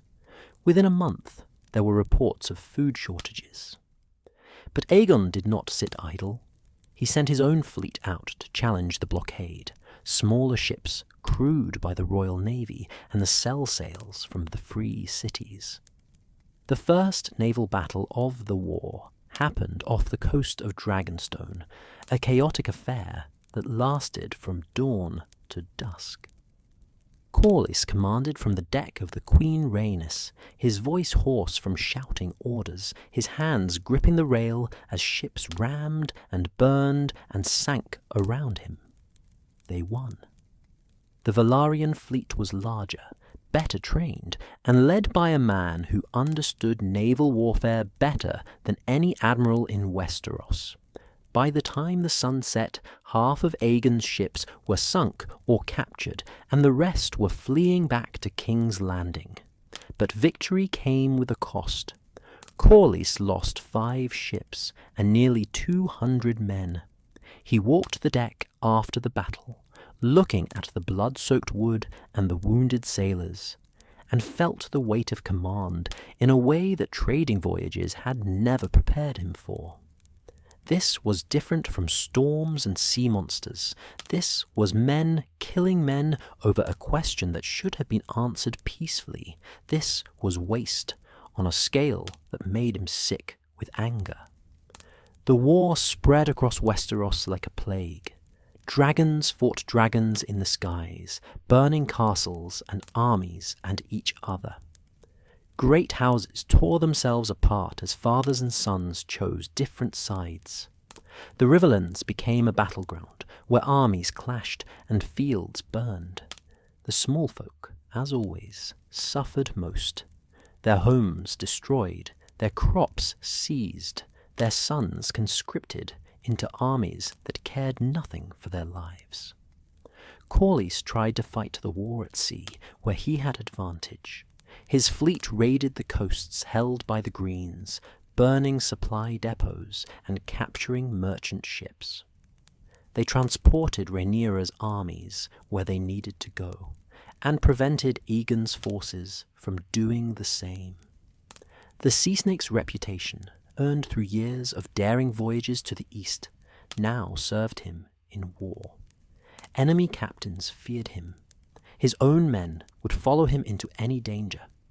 But the dragons changed everything. A fleet, no matter how powerful, could not stand against dragon fire. When Aegon's brother Aemond came riding on Vhagar, the ancient monster that had once been Laena's dragon, Corlys learned that lesson the hard way. Vhagar descended on the blockade fleet, like a nightmare made real. Her flames turning ships to floating pyres, her massive bulk capsizing vessels just by diving into the water near them. Corlys watched from the Queen Rhaenys as the dragon wreaked havoc on his fleet. He ordered the ships to scatter, to make themselves harder targets, but it barely helped. Vhagar was too big, too fast, too terrible. In a single afternoon, she destroyed or damaged 12 ships. Hundreds of men died screaming, burned alive, or drowned when their ships went down. And there was nothing Corlys could do except endure and try to minimize the losses. When Vhagar finally departed, sated with destruction, Corlys looked at what remained of his fleet and felt something he had rarely experienced in his long life: despair. He had built this fleet over decades. He had personally selected many of these ships, sailed on some of them during his eastern voyages. And now they were burning wrecks, their crews dead or dying, destroyed by a single dragon in a single afternoon. That night he sat alone in his cabin, a cup of eastern wine untouched in his hand, and thought about the fundamental injustice of it all. He had spent his life mastering the sea. He had learned navigation and weather and currents and ship design. He had earned his reputation through skill and courage and hard work. And none of it mattered when a dragon descended from the sky. All his expertise, all his preparation, all his careful strategy rendered meaningless by a creature whose only qualification was being born with wings. It was the same frustration he had felt about Westeros politics, concentrated into a single moment of brutal clarity. Merit did not matter. Skill did not matter. Justice did not matter. Only power mattered, the raw, unthinking power of dragons and armies and men willing to do terrible things. The war ground on. Months became years. Corlys lost his son Laenor under unclear circumstances. Some said he died fighting for Rhaenyra. Others whispered that he had fled, tired of a war that was never truly his. Corlys did not know which was true, and in the depths of his grief he was not sure it mattered. His son was gone, and with him went the hope that Laenor would inherit the legacy Corlys had spent a lifetime building. His daughter Laena had already died, killed when Vhagar turned on her during childbirth, a mercy killing she had commanded herself rather than die slowly. Her death had broken something in Corlys, though he had not let himself acknowledge it at the time. There was too much to do, too many responsibilities. But now, with Laenor gone as well, the weight of it crashed down on him, both his children dead. The family line continued only through his Jacaerys. Rhaenyra's eldest died when his dragon was shot from the sky during a battle in the Gullet. The boy had been brave, had fought well, but bravery meant nothing against 100 crossbow bolts fired simultaneously. Corlys had loved Jacaerys like the grandson he was, had taught him to love the sea as he did. And now the boy was at the bottom of the ocean, another casualty of a war that never should have happened. Lucerys had died earlier, killed by Aemond in what was supposed to be a diplomatic mission. The boy had been sent to Storm's End as a messenger, under the ancient customs that protected envoys. Aemond had killed him anyway, chasing him through the sky on Vhagar, and tearing both dragon and rider apart. That death, more than any other, had made it clear that this war would not be fought with honor or restraint. Corlys continued to command the fleet because there was no one else who could do it as well. He fought battles, won most of them, lost some. He watched his ships burn and his men die. He gave orders that sent hundreds to their deaths and tried not to think too hard about what that meant. He became harder, colder, the man who had once sailed east in search of wonder, now reduced to a grim tactician fighting a war he could not win. Because they could not win. Not really. Even if Rhaenyra took the throne, even if Aegon was defeated, the realm would be broken. The dragons were killing each other.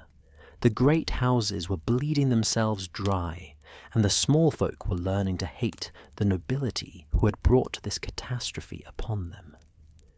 There would be no victory, only survival.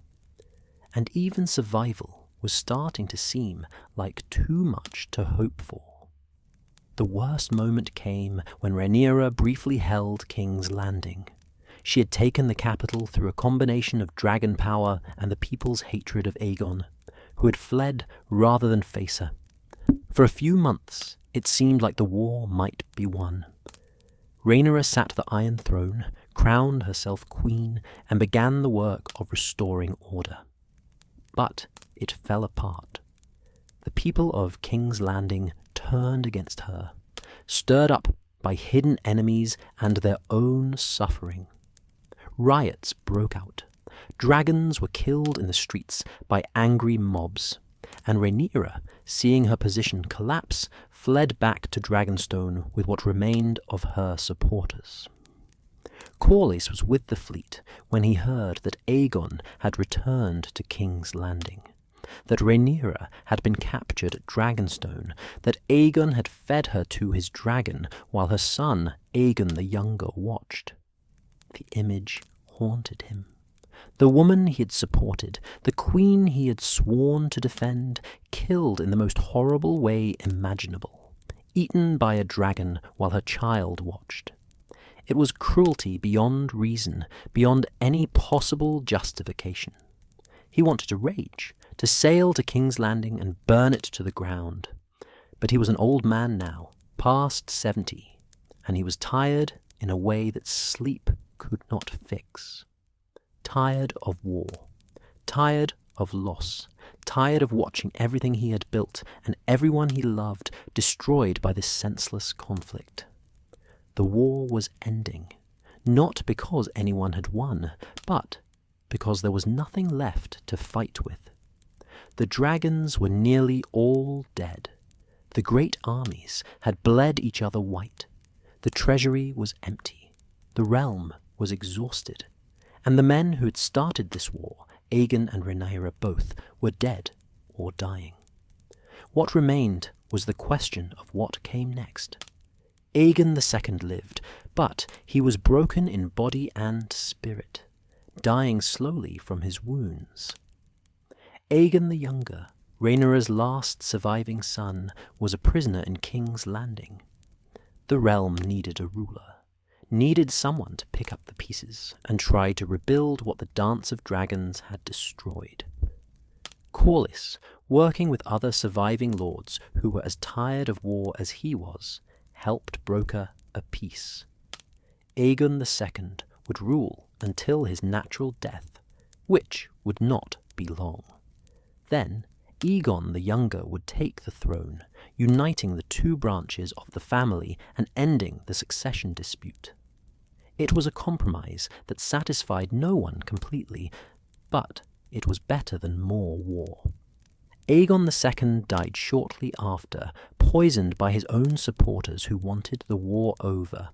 Aegon the Younger, now Aegon III, took the throne at age 11. Corlys was named one of his regents, a position of great power that he accepted only because there was no one else who could be trusted with it.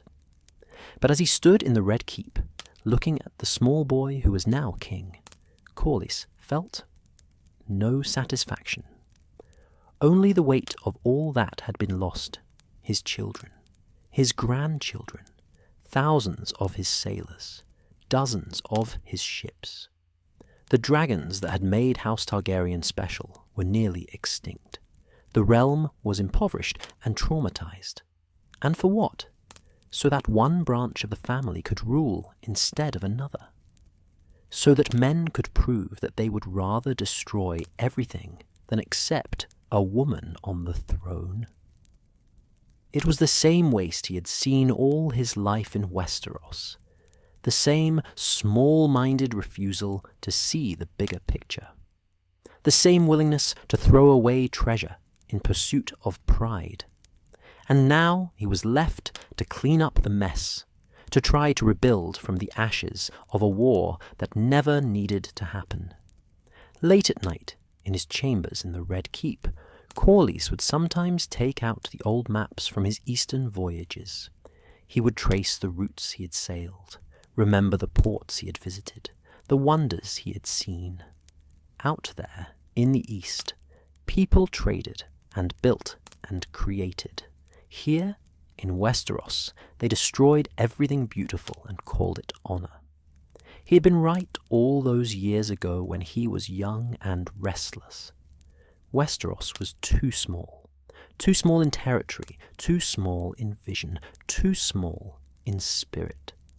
He had tried to change that, to bring the wealth and knowledge of the East home with him. But it had not been enough. The realm had taken everything he offered and used it to fuel a war that killed everyone he loved. The sea snake had survived, but he was not sure, in his darkest moments, if survival was worth the price he had paid. The morning after he resigned as Hand of the King, Corlys Velaryon returned to Driftmark. He was 79 years old, his hair white as sea foam, his hands marked with age spots and old scars from a lifetime of ropes and rigging. The journey from King's Landing took only a day by ship, but it felt longer. Every mile put distance between him and the politics he had finally abandoned, the endless councils and compromises that had consumed the last years of his life. The regency for young King Aegon III had been a nightmare of competing factions and bitter arguments. Corlys had tried to bring order, to rebuild what the dance had destroyed, to guide the boy king toward wisdom and strength. But he was opposed at every turn by men who cared more about their own power than the good of the realm. Lord Unwin Peake and his cronies, grasping and ambitious. The other regents, each with their own agenda. And the boy himself, traumatized by all he had witnessed, hollow-eyed and silent, locked away inside his own grief. Corlys had endured it for several years, because duty demanded it, because someone had to try to hold things together, because the alternative was worse. But finally, after one too many councils, where grown men shouted at each other like children while the realm's problems went unsolved, he had simply stood up and walked out. He wrote his resignation that evening, brief and formal, and had it delivered to the king the next morning. Then he boarded his ship and sailed home. Now, standing on the dock at Driftmark, breathing the salt air and listening to the familiar sounds of the harbour, he felt something in his chest loosen. This was where he belonged. Not in the Red Keep arguing with fools. Not in council chambers where his expertise was dismissed by men who had never sailed beyond sight of land. Here, where the water met the shore, and the ships rocked gently at anchor, and the world made sense.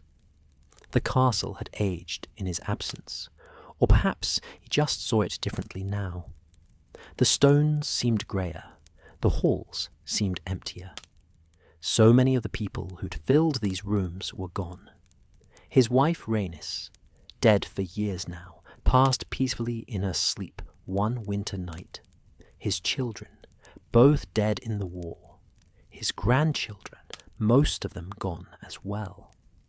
The castle that had once rung with voices and laughter now felt like a tomb, a monument to a family that had nearly been destroyed. But not quite destroyed. There were still Velaryons. Alan and Adam, the two boys he'd acknowledged as his bastards, though everyone knew they were really Laena's sons, born of his relationship with the Hull woman before his marriage to Rhaenyra. Corlys had legitimized them both, given them the Velaryon name and lands and position. Adam had died a hero in the war, but Alyn lived.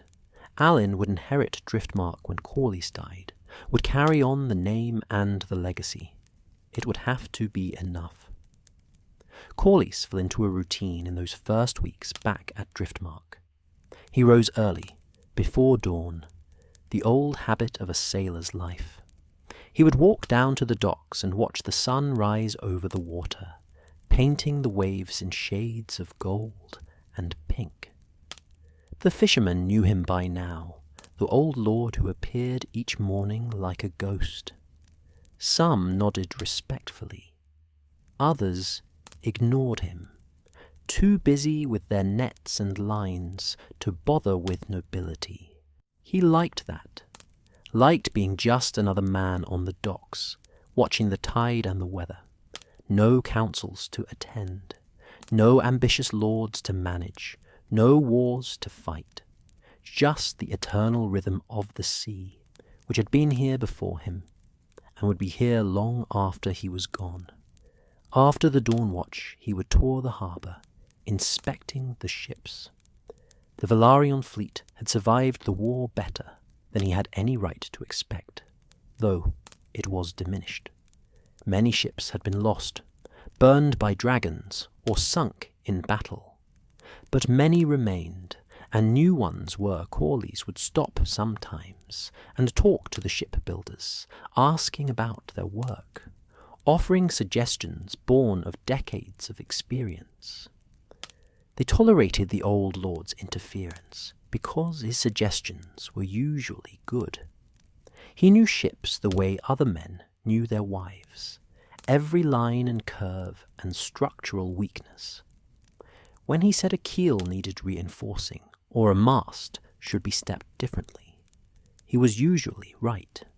One morning he watched a new ship being launched, a trading vessel designed for the eastern routes.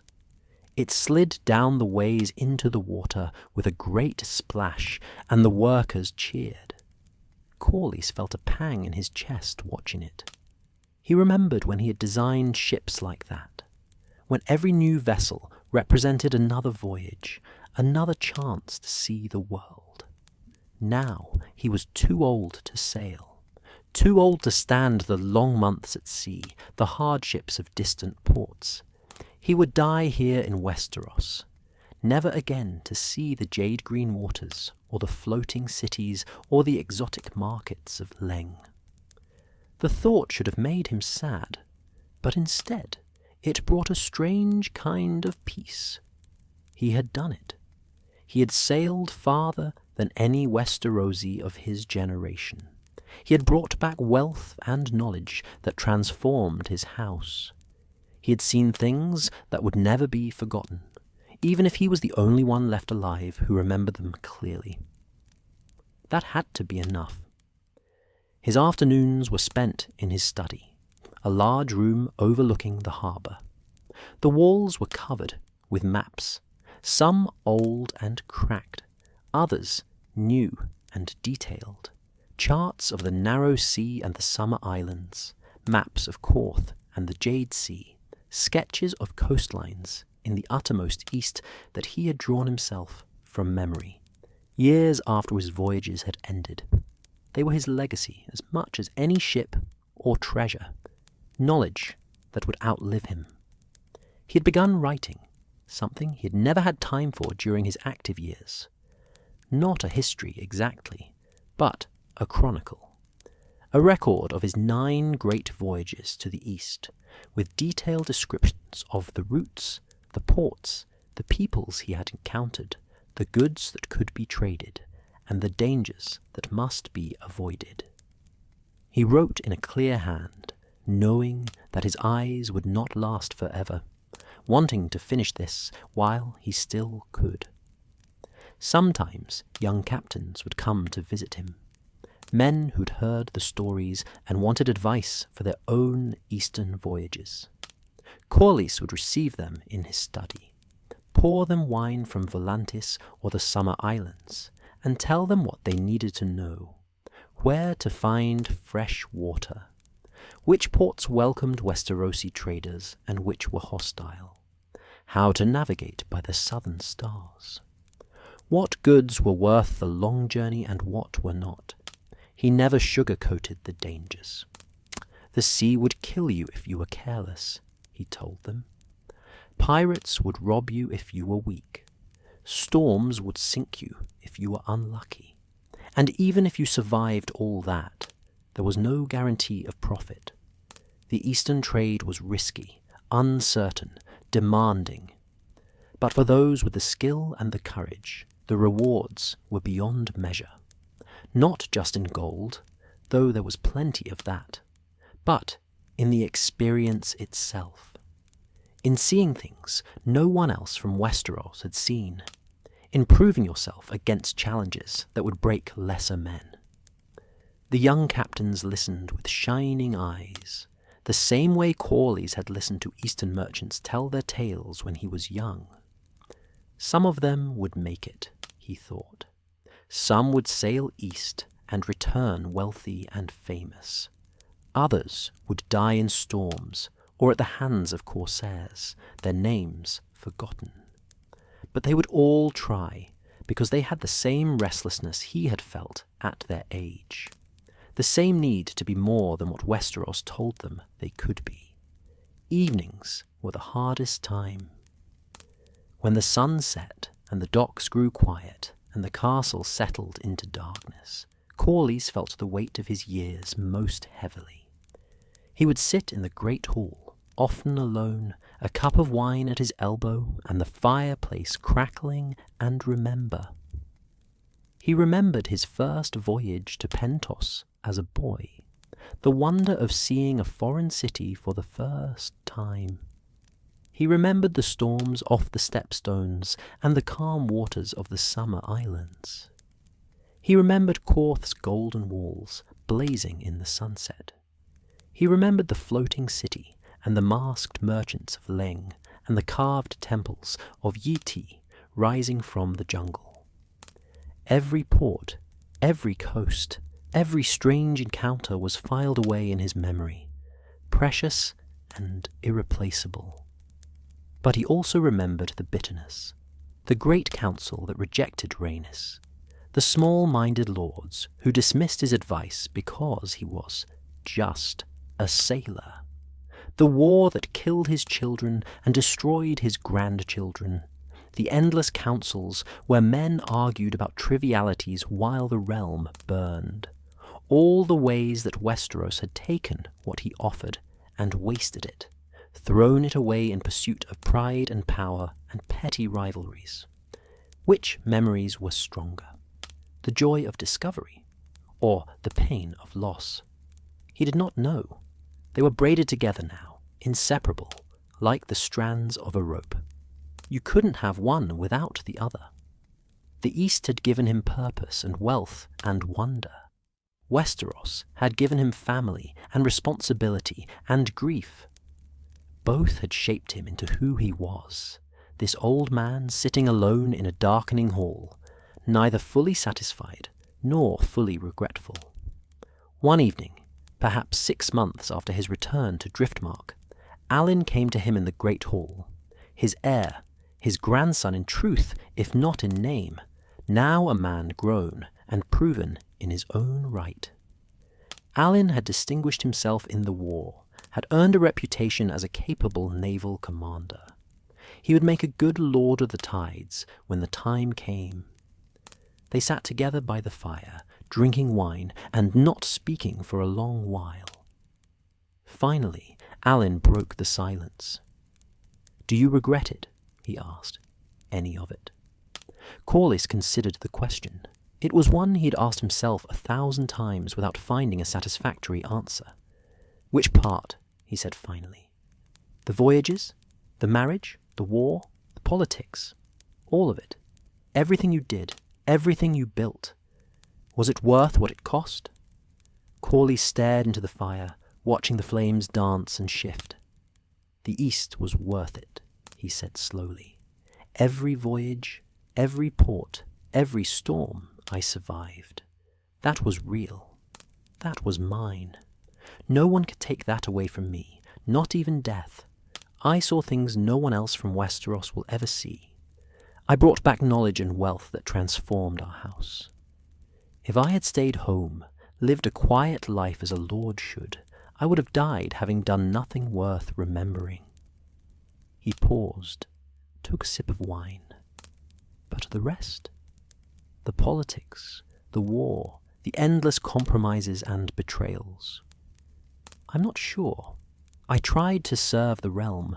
I tried to support the rightful queen. I tried to rebuild after the dance destroyed everything. But I wonder sometimes if I should have simply sailed away, taken my wealth and my family and gone east, settled in the Summer Islands or Korth, lived free of Westerosi politics and Westerosi stupidity. Would you have been happy there? Alyn asked. Corlys smiled, a sad expression that did not reach his eyes. I do not know if I have ever been truly happy. Satisfied, yes. Fulfilled, sometimes. But happy. That is a word for simple men with simple lives. I wanted too much, achieved too much, lost too much. Happiness requires a kind of contentment I never possessed. They sat in silence again. Then Alyn spoke, his voice uncertain. I am afraid I will not be good enough, that I cannot maintain what you built, the fleet, the wealth, the reputation. You are the sea snake. You are legend. How can I possibly follow that? Corlys reached over and gripped his grandson's shoulder. You do not need to be me. You need to be yourself. The world I sailed is already changing. New captains are finding new routes. New powers are rising in Essos. The things I knew will become outdated soon enough. Your task is not to preserve my legacy exactly as it was. Your task is to adapt it, to keep House Velaryon strong and prosperous in a world that I will not live to see. He released Alyn's shoulder and settled back in his chair. The ships matter more than the men who sail them. The sea will still be here when we are both gone.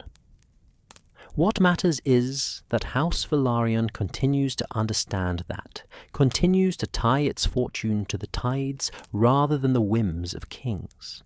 As long as we control the sea lanes and trade routes, we will prosper. Dragons may die, but ships endure. Another silence, comfortable this time. Then Alyn stood, bowed respectfully, and left. Corlys remained by the fire, his wine cup empty, his thoughts drifting like ships on a calm sea. The months passed into years. Corlys grew older, frailer, his body betraying him in small ways. His joints ached in the morning. His breath grew short when he climbed stairs.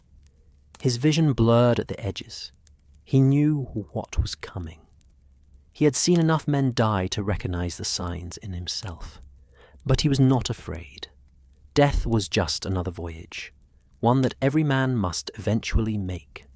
And he had lived more than most men could claim. He had sailed farther, achieved more, loved deeply, lost painfully. He had proven himself again and again. When death came, it would find him ready. On a clear autumn morning, when he was 81 years old, Corlys walked down to the docks one last time. It was early, the sun just rising, the air cool and crisp. His legs protested the walk, but he ignored them. This was important. He stood at the end of the longest dock, looking out at the harbour and the ships and the open water beyond. Gulls cried overhead.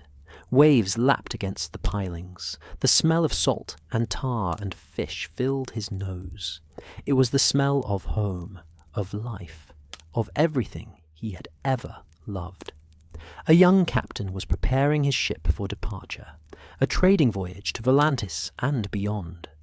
Corlys recognized the vessel, one of the newer ones, well designed and well maintained. He caught the captain's eye and called out, "Fair winds and following seas, Captain." The young man grinned and waved. "And to you, my lord," Corlys watched the ship cast off, watched it raise sail and catch the morning breeze, watched it move smoothly out of the harbour toward the open water. It grew smaller and smaller until it was just a white speck on the horizon, and then it was gone. He thought about all the ships he had sailed, all the horizons he had chased. The Lady Baela and the Sea Dragon, his first command and his first great voyage. The dozens of other vessels he had captained over the years, each one taking him farther east, deeper into the unknown. The Queen Rhaenys, his flagship during the war, burned and sunk in a battle he could barely remember now, through the fog of grief and years. Every ship told a story. Every voyage changed him in small ways. And all of it, all those years and miles and experiences, had led to this moment. An old man standing on a dock, watching a young captain sail toward adventures he would never share, toward a future he would not see. It was enough. It had to be enough. Corlys turned and walked slowly back to the castle. His steps were unsteady, his breathing laboured. But he made it to his chambers, climbed into his bed, and closed his eyes. He dreamed of the jade sea, of water the colour of emerald stretching to infinity, of strange coasts and exotic ports, of the floating city rising and falling with the waves, of silks and spices and jade carvings, of standing at the bow of the Lady Baela with the wind in his face and the whole world ahead of him, young and strong and full of hope. The dream faded into darkness, peaceful and complete. They found him the next morning, passed in his sleep, a faint smile on his weathered face. They buried him at sea, as he had requested, his body wrapped in sailcloth and weighted with stones from Driftmark's shore. The ceremony was attended by hundreds, lords and ladies, sailors and fishermen, merchants who had grown wealthy on the routes he had pioneered. Alyn spoke the words, his voice steady despite his grief. Corlys Velaryon, Lord of the Tides, Master of Driftmark, the Sea Snake. He sailed farther than any man of his generation. He brought wealth to his house and knowledge to the realm. He served his family, his queen, and his king with honour and courage. Now he returns to the sea that was his first love and his truest home. They lowered the body into the water. It sank quickly, disappearing into the green-grey depths of Blackwater Bay. Some said prayers, others wept, but they all understood that something had ended, an era had passed. There would be other great sailors, other voyages, other fortunes made and lost, but there would never be another sea snake. In the years that followed, Corlys Velaryon became legend. Sailors told stories about his 9 great voyages, embellishing them until it was hard to separate fact from fiction. Merchants used the trade routes he had established, following the charts he had drawn, profiting from the relationships he had built. Children played games where they pretended to be the sea snake, sailing to exotic ports and discovering treasures. The histories recorded his achievements with proper gravitas. The maesters wrote of his contributions to navigation and cartography, his expansion of Westerosi trade, his service during the Dance of Dragons. The noble houses remembered him as the lord who had transformed House Velaryon from a respectable house into one of the wealthiest and most powerful families in the realm. But none of them truly understood what had driven him. The restlessness, the need to prove himself beyond the narrow confines of Westerosi expectations, the hunger to see what lay beyond the next horizon. They saw the results, the wealth and the reputation, but they did not understand the cost, the years away from home, The dangers survived through luck as much as skill. The frustration of bringing back knowledge and wisdom that a realm too small to appreciate it would waste. In the end, Corlys Velaryon had been right about one thing. Dragons might rule the sky for a time, capturing the imagination and the fear of everyone who saw them. But it was ships that truly mattered. Ships that connected the world, that moved goods and people and ideas across vast distances. Ships that endured after the dragons were gone, after the wars were over, after the kings and queens were dust. The sea had been here before men walked the earth. It would be here long after they were gone. And in that eternal cycle of tides and currents, in the endless dance of wind and wave, the sea snake had found something that Westeros could never give him. Purpose, freedom, a kind of immortality that had nothing to do with crowns or thrones or the petty concerns of those who never sailed beyond sight of land. His ships still sailed. His routes were still followed. His name was still spoken with respect and wonder. And sometimes, on clear mornings, when the light hit the water just right, old sailors swore they could see him standing at the bow of a phantom ship, heading east toward the rising sun, forever chasing the horizon he never stopped loving. The tide came in and went out, as it always had and always would. And somewhere in those eternal rhythms the sea snake sailed on,